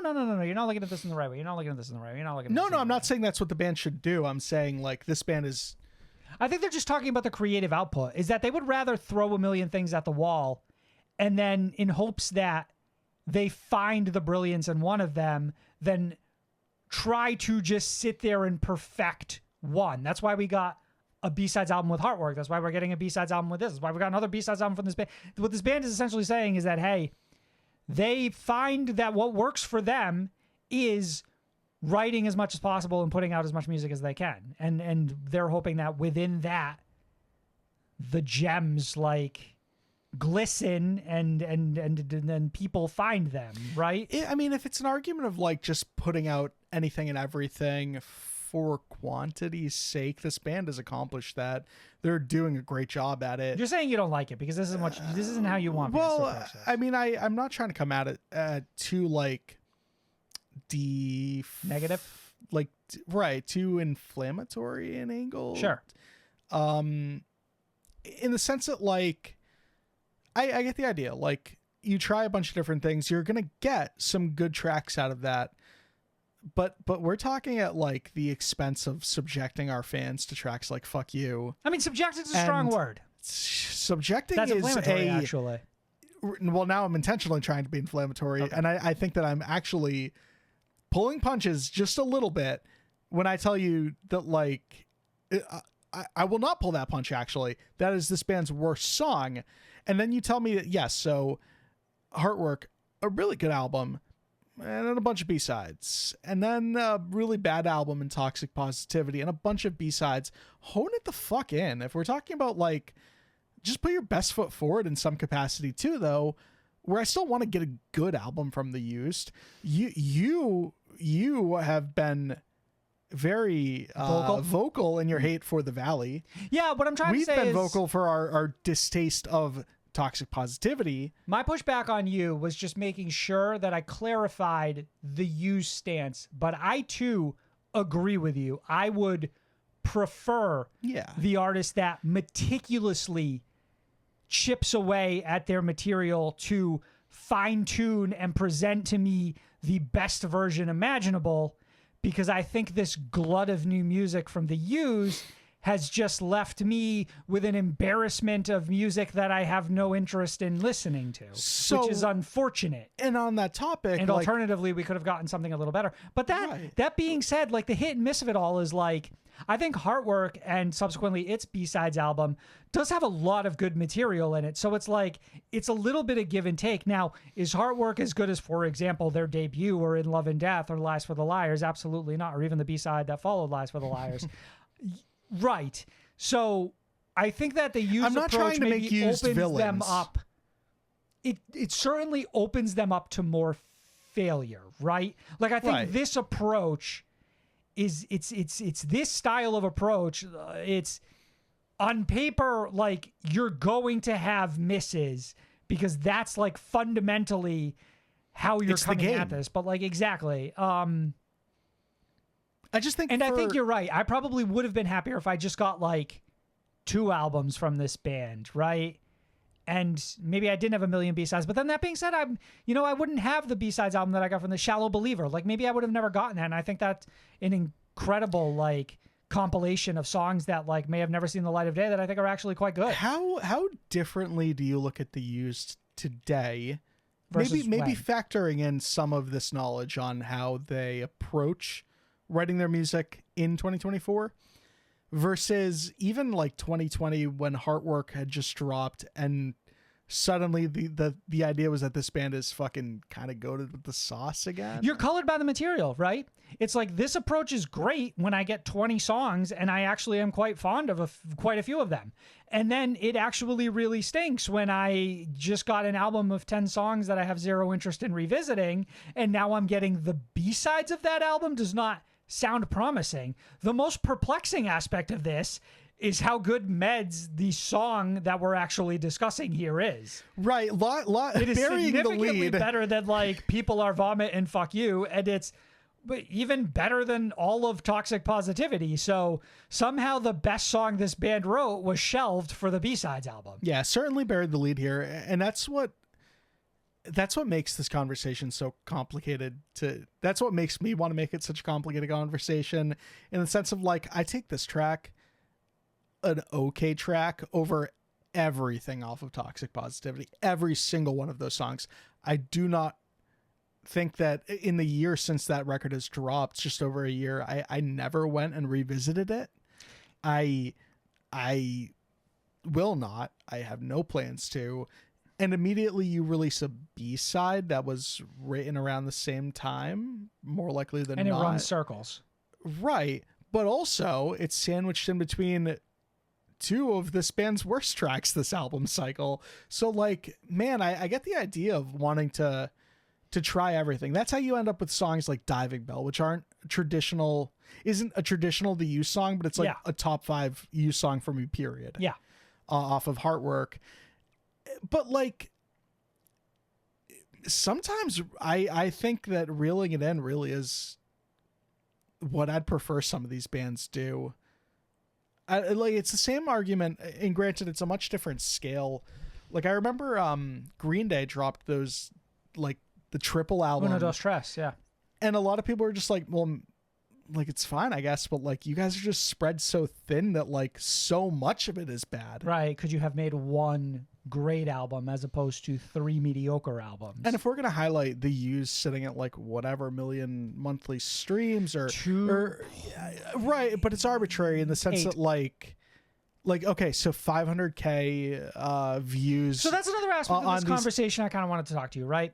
It's a sense of like, I mean, if Used is no longer trying to be one of the biggest bands on the planet, then sure, like do whatever the fuck you want. There's two sides to that though. So the question is like, do you find it interesting in any capacity that the Used haven't really had a breakout hit from any of like, you could argue any album after Lies for the Liars? I mean, and we've had like I find it 6 interesting, albums. sure, but I don't find it surprising. You don't find it surprising because the band has laid out exactly why that's the case? Yeah, but like, and this isn't freshly relevant either, or this isn't a fresh approach.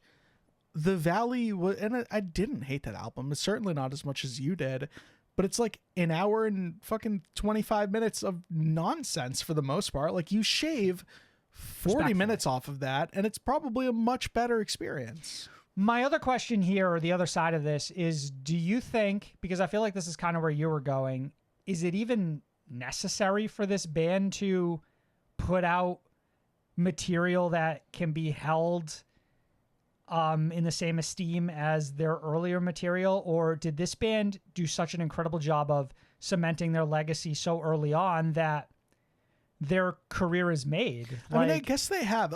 They can play any of 7 songs from their first 3 albums, and like their set is forever goated. I watched them on the Toxic Jaws of Life tour. I don't remember Creative what the fuck Control it was tour called. with Pierce the Veil, Shut yes. the fuck up. I hate that you remember.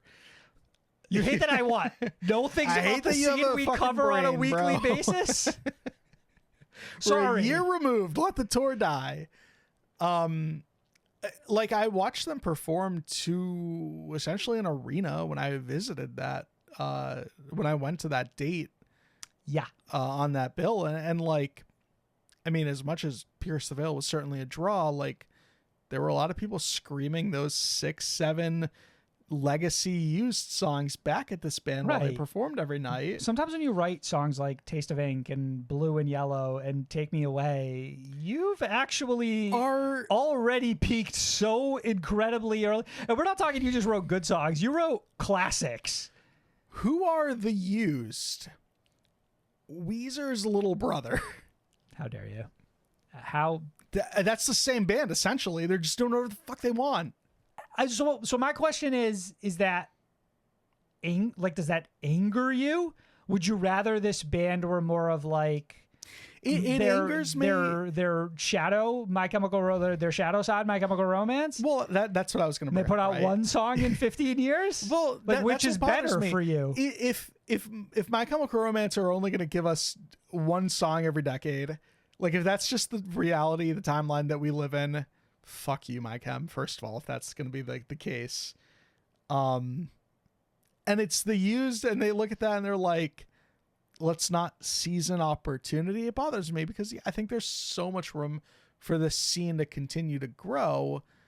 And like, if the Used were putting their best foot forward each and every time, dropping like 10 fucking magic tracks that they fucking crafted over the course of like 25 writing sessions, over the course of 2 years in the studio, like just really fucking. And granted, if that's not what they want, sure, but like it bothers me when the Used are at the top of this scene just fucking around, and then My Chemical Romance isn't even around. I think that what was most interesting to me is looking back and being like, okay, no song from Heartwork is in this band's top 5 on Spotify. Granted, No song from The Granted- Valley, no song from Toxic Positivity. granted, a hard top 5 to crack, right? Like maybe when they dropped the album, something floated in there for a little while, right? Paradise Lost would make sense.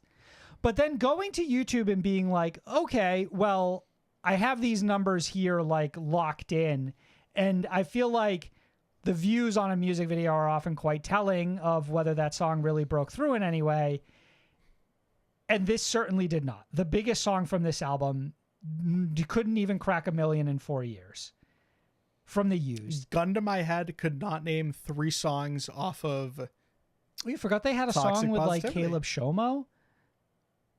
Toxic Positivity. Oh, no, on Hard Work. No, I remember that. But what I'm saying is this sort of like paints Toxic Positivity in a slightly different light, where suddenly the sort of like short 3-minute pop punk bursts that everybody else was doing feel maybe a little more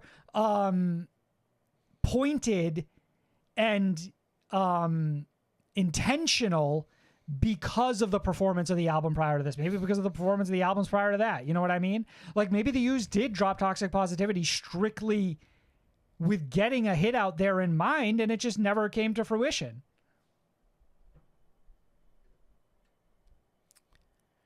Yeah, I mean, I guess there's that too, but I don't know what song they were really banking on. Sure, like now listening to the album, it's like, well, I mean, yeah, Not now, it's at the time of yeah, release. yeah, at the time, it's like I don't know what that song was, but I mean, We didn't hear it as a single.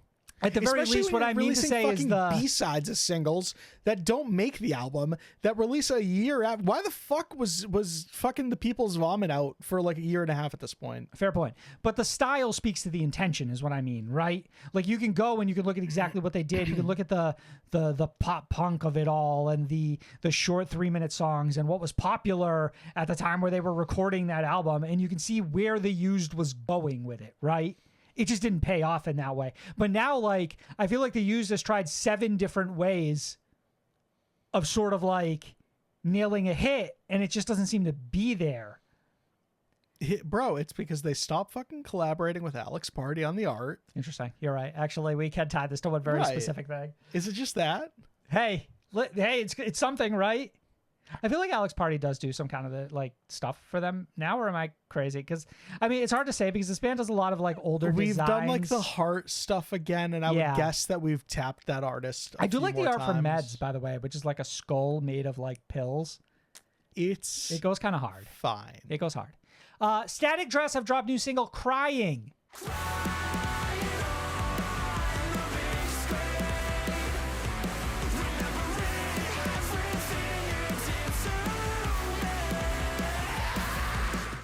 This marks the band's first new song since 2022 album Rouge Carpet Disaster. I thought we were past this. And his 2023 follow-up, Rouge Carpet Disaster Redux.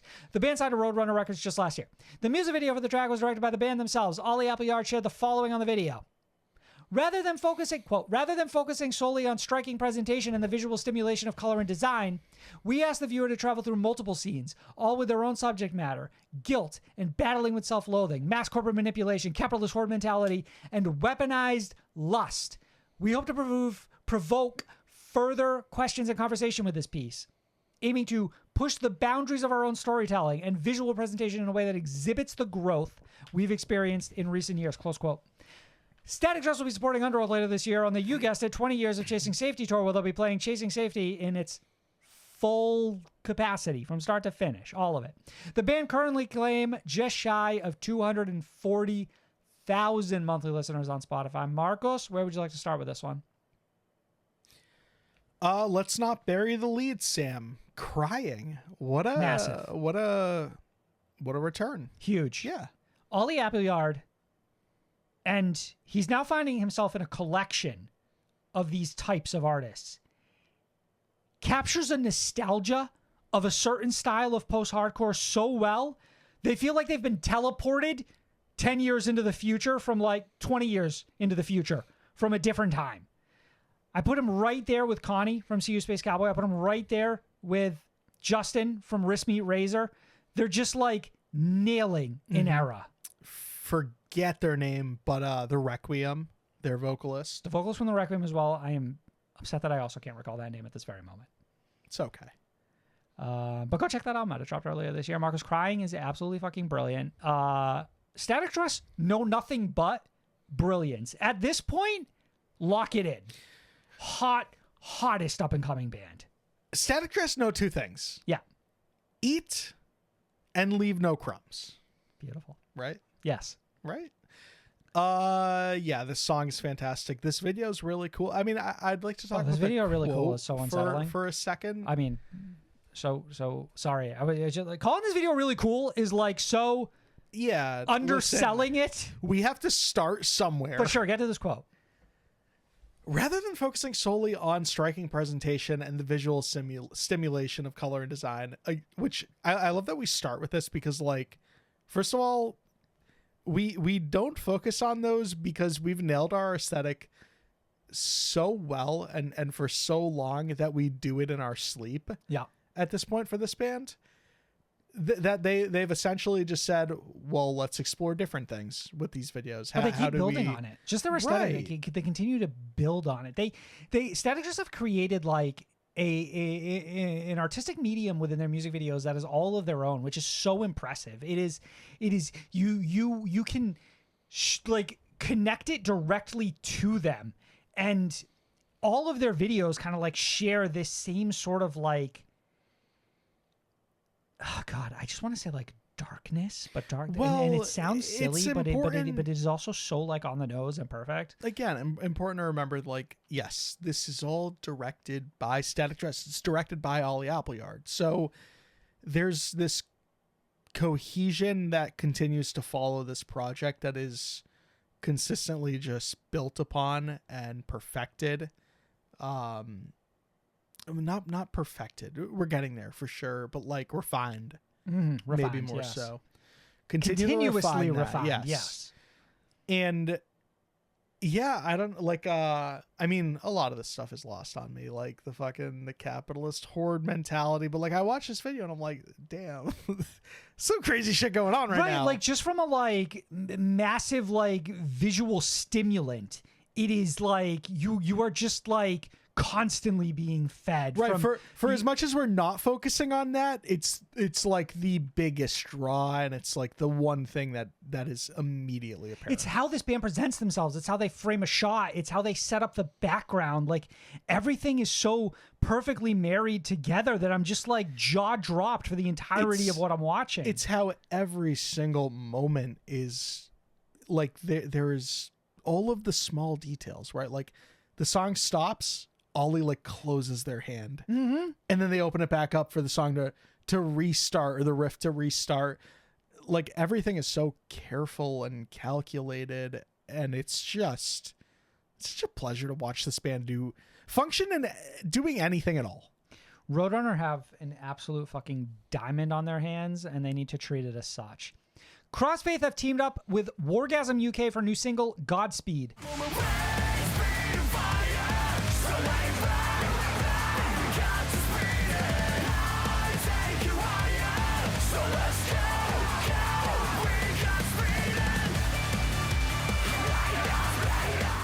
New album Arc is out June 26 via UNFD. It will include previous singles LAMN featuring Bobby Wolfgang and Zero. It's the follow-up to 2018 album Ex Machina.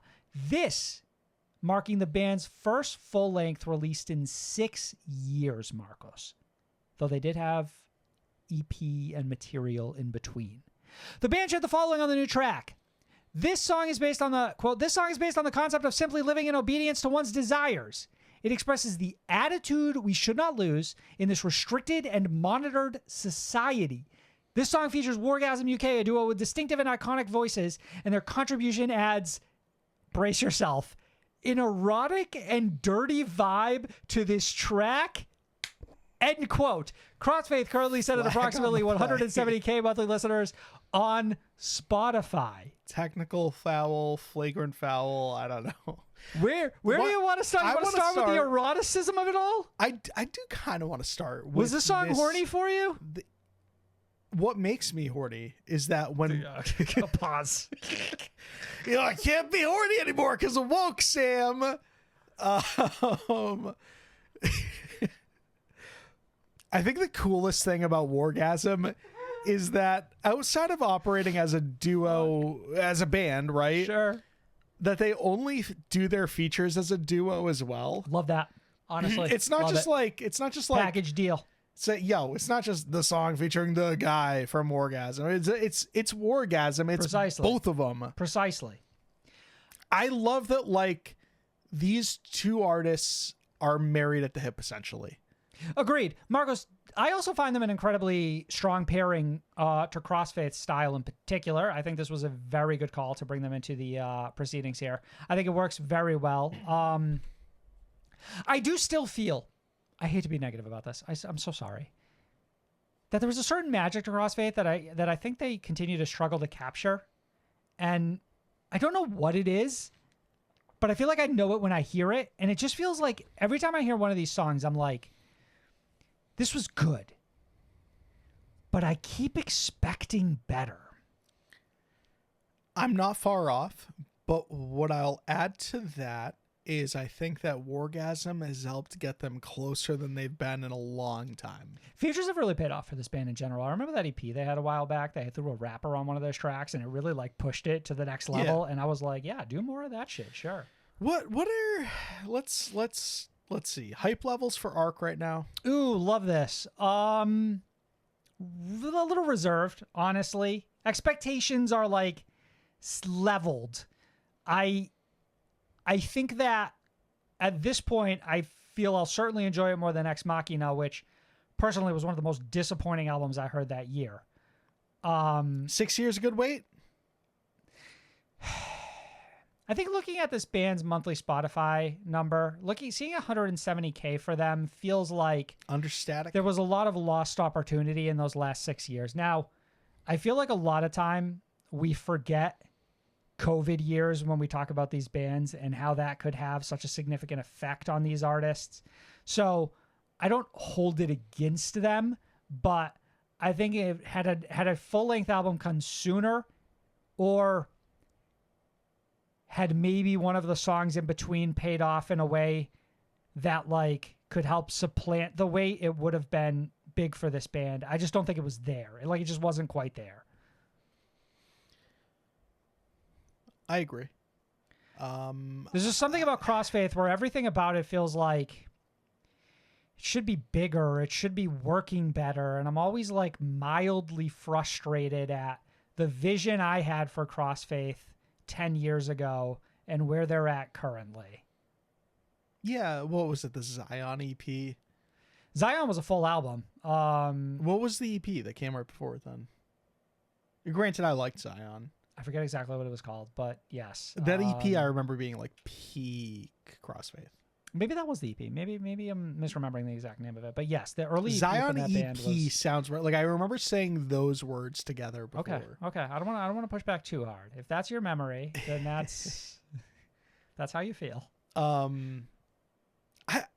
Man, I really do enjoy this song. Actually, I don't know. It's fun. I think a huge part of what works about this is bringing Wargasm into the music video, like quite literally. So like they're dancing and like bouncing around with the band while they're performing, in like this really cool like stage setup location that looks like some like a fucking underground like scientist factory or something. Well, like that. a lot of cool like editing too, just in general. I think the energy, like all of the energy is there. I just don't know if like I go and listen to this song separately, if it really fucking came to fruition. I almost feel like Wargasm is doing this better.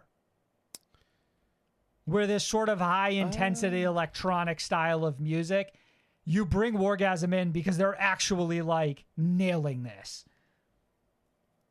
I can see it. I can see that Personally. for sure. Also, $100 if you can tell me what LAMN stands for right now. Living? Future Palace Loving? have released a new single, The Echoes of Disparity, featuring Charlie Rolfe.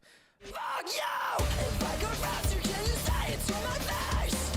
Will this forever become a so-called safe place? I got so tired of fighting, so I keep fighting. If I was a man, would you talk to me the same way? You're a person, you are there. Of As Everything Unfolds, Future Palace have a new album entitled Distortion out September 6th via A Rising Empire. It's the follow-up to 2022 album Run and will feature previous singles Malphas, which fucking rocked, from last year, and Uncontrolled from earlier this year in April.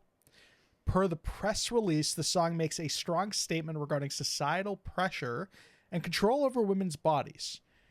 Additionally, Maria Lessing recorded the album with a root infection and after wisdom tooth surgery, adding stress but enhancing the song's authenticity, which I really love that context. Mm-hmm.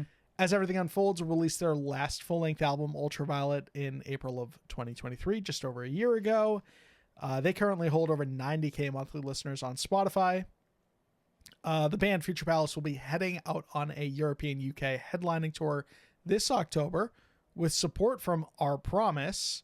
And the band also command a pretty impressive 305K monthly listeners on Spotify as well. Put a little bit of that in the context. That is like dwarfing, for example, a Crossfaith, like an established name. That's just and Static Dress, who just got off of a support tour for Bring Me the Horizon on Roadrunner Records. So Future Palace is an incredibly hot up and coming band. Numbers alone speak volumes, Marcus. But what did you think of the song? I really enjoyed that last record, Run. Mm-hmm. And everything that they have released since run circles around it. All the material. I kind of on agree there. too. Like this band feels like they leveled up fast. But like still, like single to single, you are still continuing to see that like graph, like that chart continue to grow. So it's a very satisfying feeling knowing that all of these three songs are on this up and coming new album. Right. Only thing I'm a little cold on is this album artwork. I'm not gonna lie. I feel like I don't even remember the album artwork. What was it? I feel like it Describe was to just me. like the album title, and like the font's a little funny too, so it looks like the T's are eyes as well. But like I'm gonna let it all slide. You know because what's the the funny thing about songs album are so artwork? good.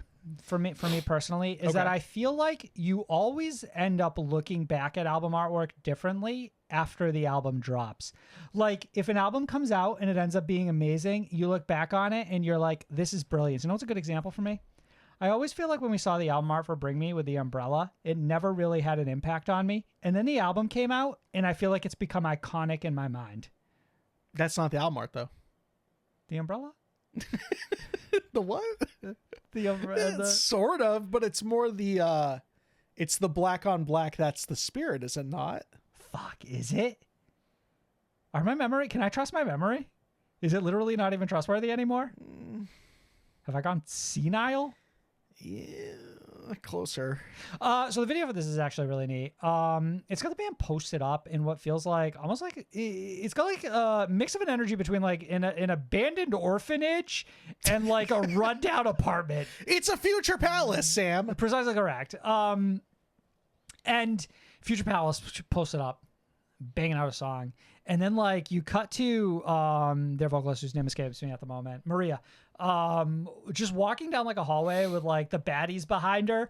And what works so well about this is there are like some gang vocals that kick in there, and it really like fucking sells that shit. Also, Charlie, our guest feature here for again from As Everything Unfolds, like in prison, essentially delivering like the guest vocal. like getting their one phone call out to Future Palace. But I feel like that kind of ties into the story a little bit there, because it's like then they drag in like this motherfucker who you know is a garbage guy, the sleaziest looking dude, the they go sleaziest actor they could his hire. ass in a cell, and that feels like taking back the power in the situation a little bit, which speaks to everything that we're discussing here in this song. So overall, pretty up on Future Palace as of right now. It was powerful, honestly. I thought it was pretty powerful. Rarity have released new single, Who Gives a Fuck? Who gives a fuck about anything, anything at all? It's hard to fantasize about the life you leave behind. Who gives a fuck about anything, anything at all? It all.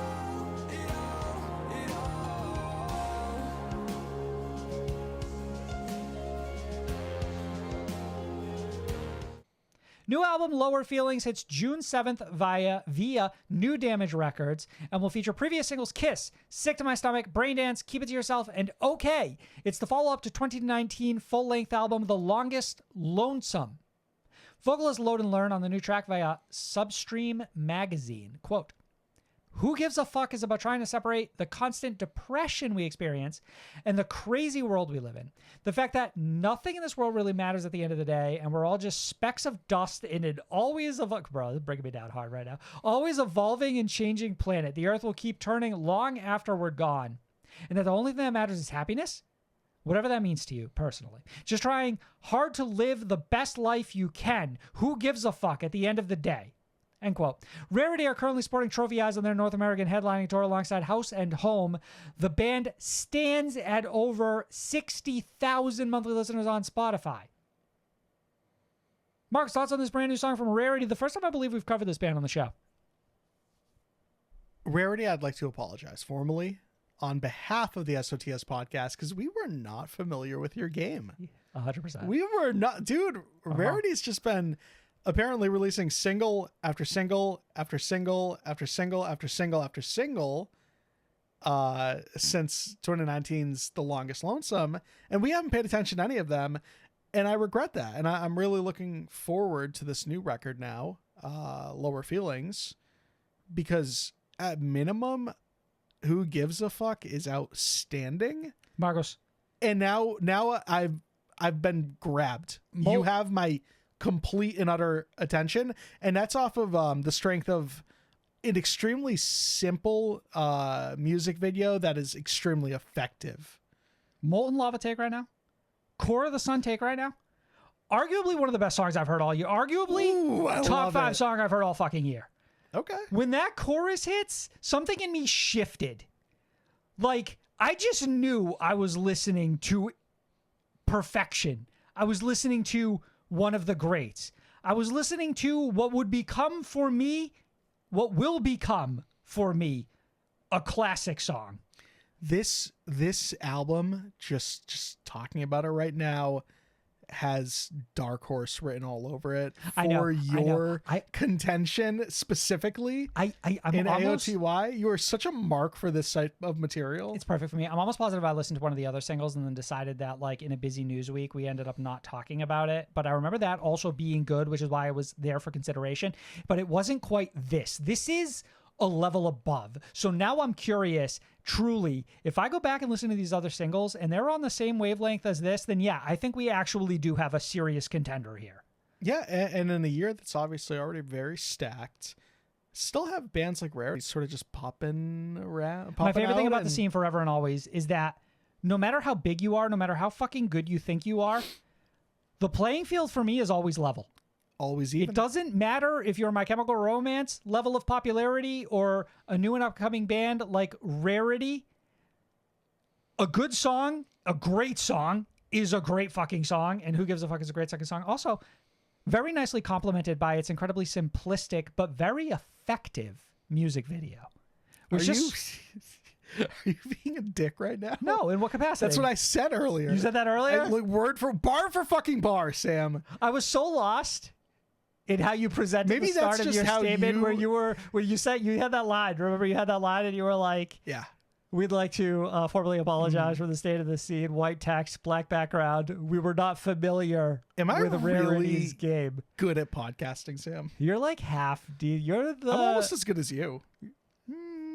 I'm trying to think. I'm getting there. You're very good at podcasting. Not like the Thank best, you. but you're very good at podcasting. Yes, that's correct. So like the video is just sort of like capturing the band and like locations here, there while on tour, right? A little diner here, a little woods here, a little shot out in the desert. But there are these shots where they just zoom in on the vocalist with the most apathetic look on his face that you've ever seen in your whole life. I think Courtney LaPlante delivering It's the any line in cell. a Spirit Box song, right? And it works so incredibly well, but I think it works doubly well within the context of the song, right? Right. It's perfect. Like flowers to whoever came up with this specific approach. You're for the dead video for this inside. song. Fucking, you better look it. And boy, does this vocalist look it on this song and like just in general. Absolutely. The light Hope they're has actually left doing okay their nowadays. eyes. Yes, agreed. This is the type of song and video I watch and I'm like suddenly a little concerned for like the parties involved. I mean, all right, well, calm Like, down, no, all right? Not like They're not actors. a weird way. They're actors. They're actors. It's all actors. You can't act anymore because of... I need you to stop. The Gloom in the Corner have returned with a new single, The Jericho Protocol.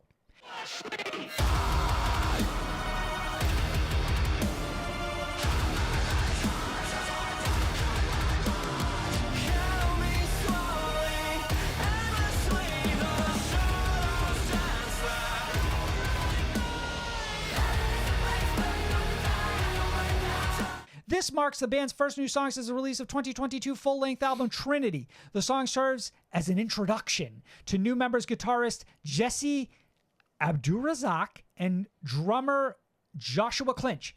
The song's lore is described as follows via insaneblog.net. Set just before the events of their sophomore album Trinity, The Jericho Protocol fleshes out the story of main character Rachel Barker's time in heaven, a rehabilitation center known as the Garden Hotel, made to help newcomers to the realm adjust to their new afterlife. Things begin to go horribly wrong when she discovers they have been killing her over and over again to reset her memories every time she fails the rehab process, leading to catastrophic events and the destruction of the realm. Marcus, you act surprised there, but if you were listening, That's a movie. if you were listening to the lyrics in this song, die, reset, die, reset, die, reset. The band is currently supporting Vended on their EU UK headlining tour alongside Profiler. The Gloom in the Corner claim nearly 150,000 monthly listeners on Spotify. Bro, you just know. Bro, you just fucking, you know. When a song opens and a motherfucker is sitting at a piano, shit is about to be insane. There's about to be a cataclysmic shift. You bring a how the Gloom piano in the to the Corner- metalcore function, shit is about to go insane. That's my favorite thing about this Blog.net. band's approach too, is like everything is that grand. Yeah, 100%. They treat everything with such deep reverence. I hope one day that the Gloom in the Corner gets to the level of like My Chemical Romance. So suddenly Netflix comes a calling and they're like, yeah, Trinity? We were thinking 4 seasons, 10 episodes, Prequel series about the Garden Hotel? animated would go nuts. Not that you necessarily need it because you have it all here in the music video, Marcus. Yes. Camera slides in, band framed eloquently, performing their song while interspersed with images of a Intercourse. woman being murdered No. over and over and over again. Absolutely incredible. Absolutely fucking mind-blowing. Just like could not pull my eyes from this, could not pull my ears from this. Completely 100% just like sucked into the vision. I'm not going to lie. I'll turn my nose to a lot of different types of lore for bands in this scene. Yeah. This ain't one of them. I am sat. You're telling me about the Garden Hotel. You're telling me about Rachel Barker. You're talking about Jericho. This is The all based on like a Protocol? short story from what I understand as well. So it's like, hey, this is like a prequel, but it's also going to be like, we're going to complement this a little later on. We're going to release a short story that's going to sort of spell it out even further for The you. Gloom in the Corner consistently have my attention. Yeah, they really do. They're one of the most exciting bands in metalcore right now. One final news story this week, Marcos. Stray View have debuted a new single, Escape.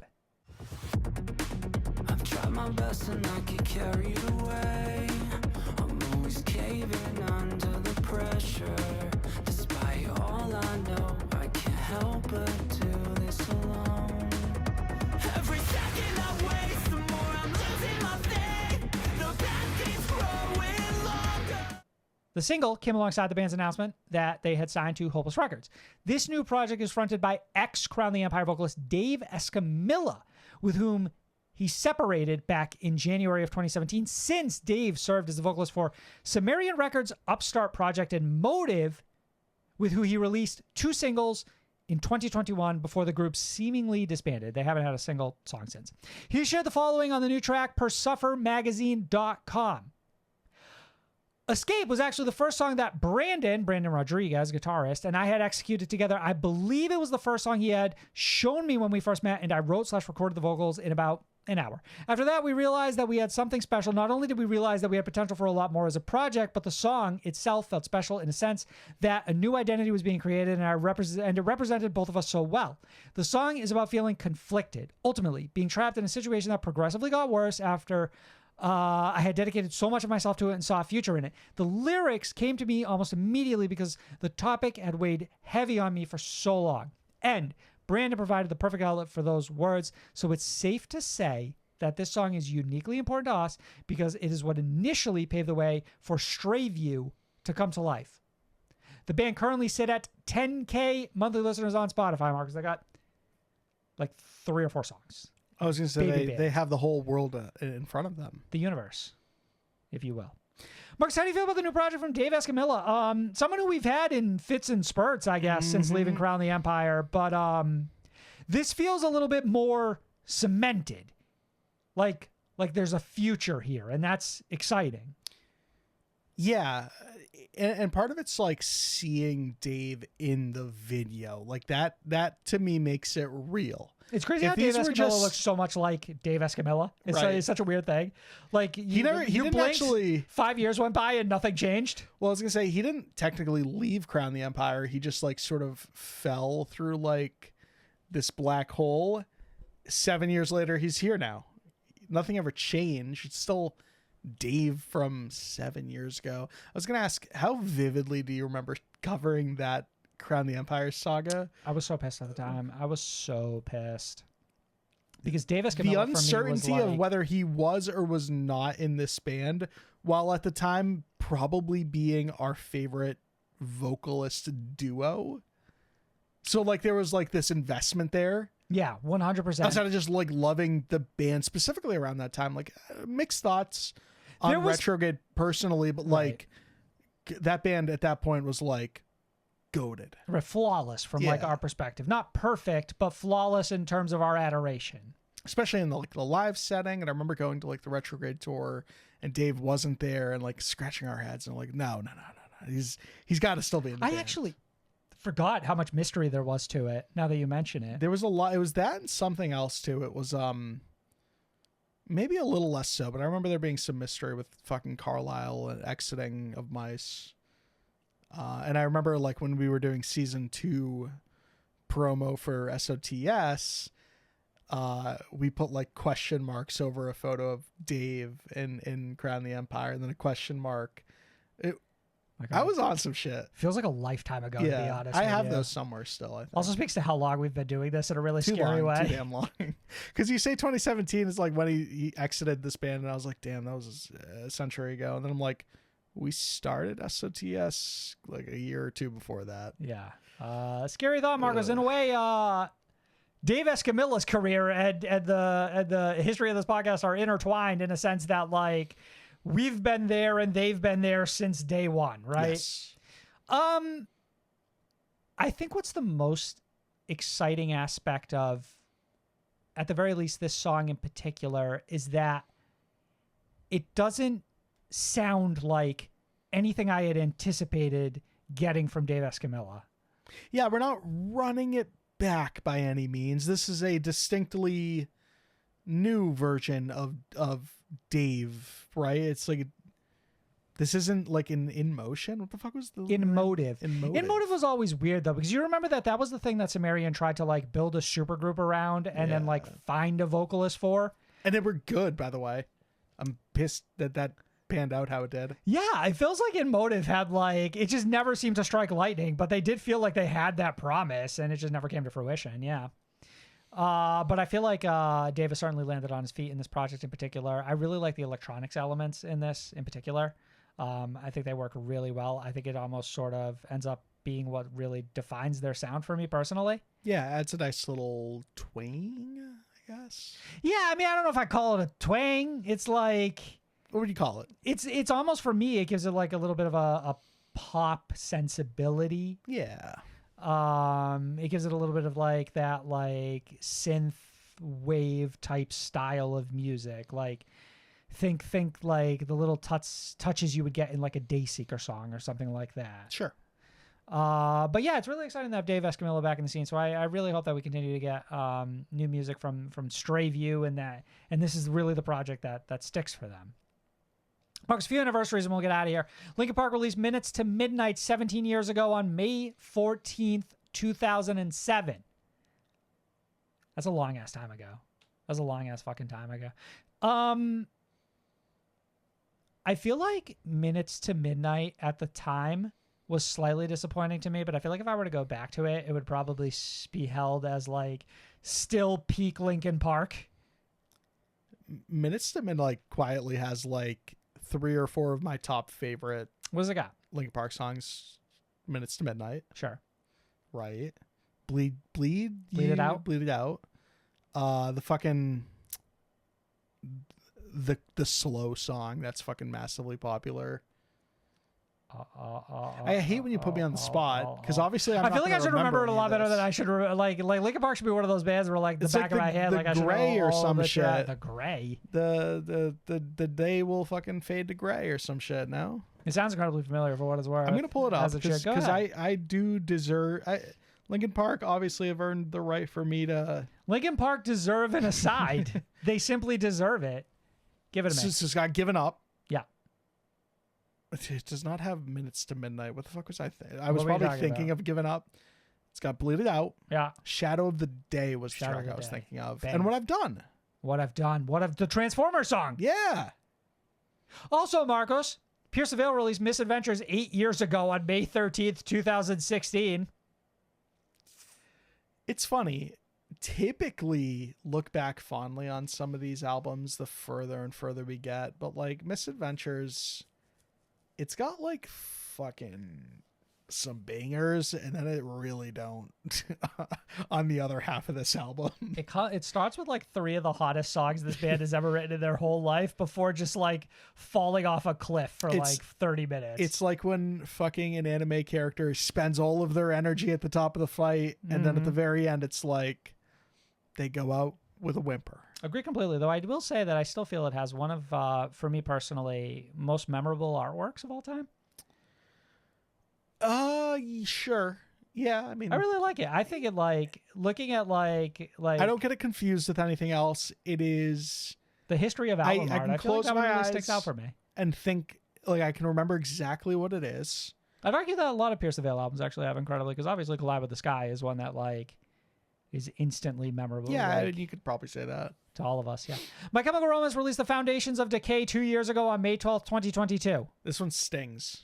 Yeah, because we really thought this was the beginning of everything. It ended up just being the one. It also feels like yesterday.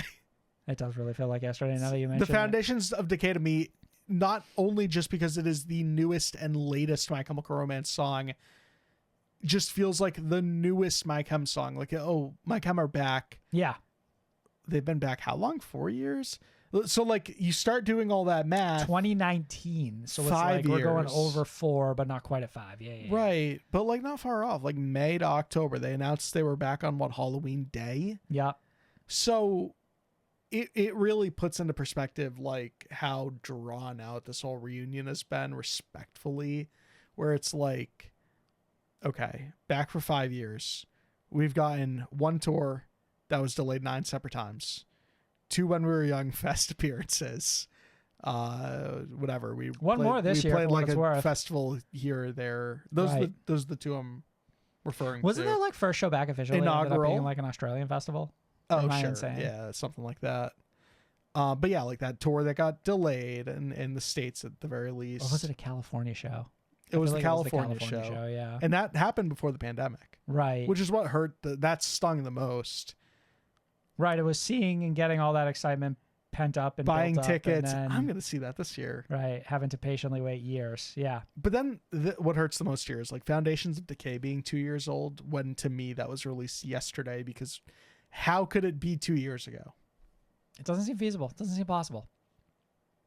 Anywho, as always, patreon.com/SOTS podcast if you want to support.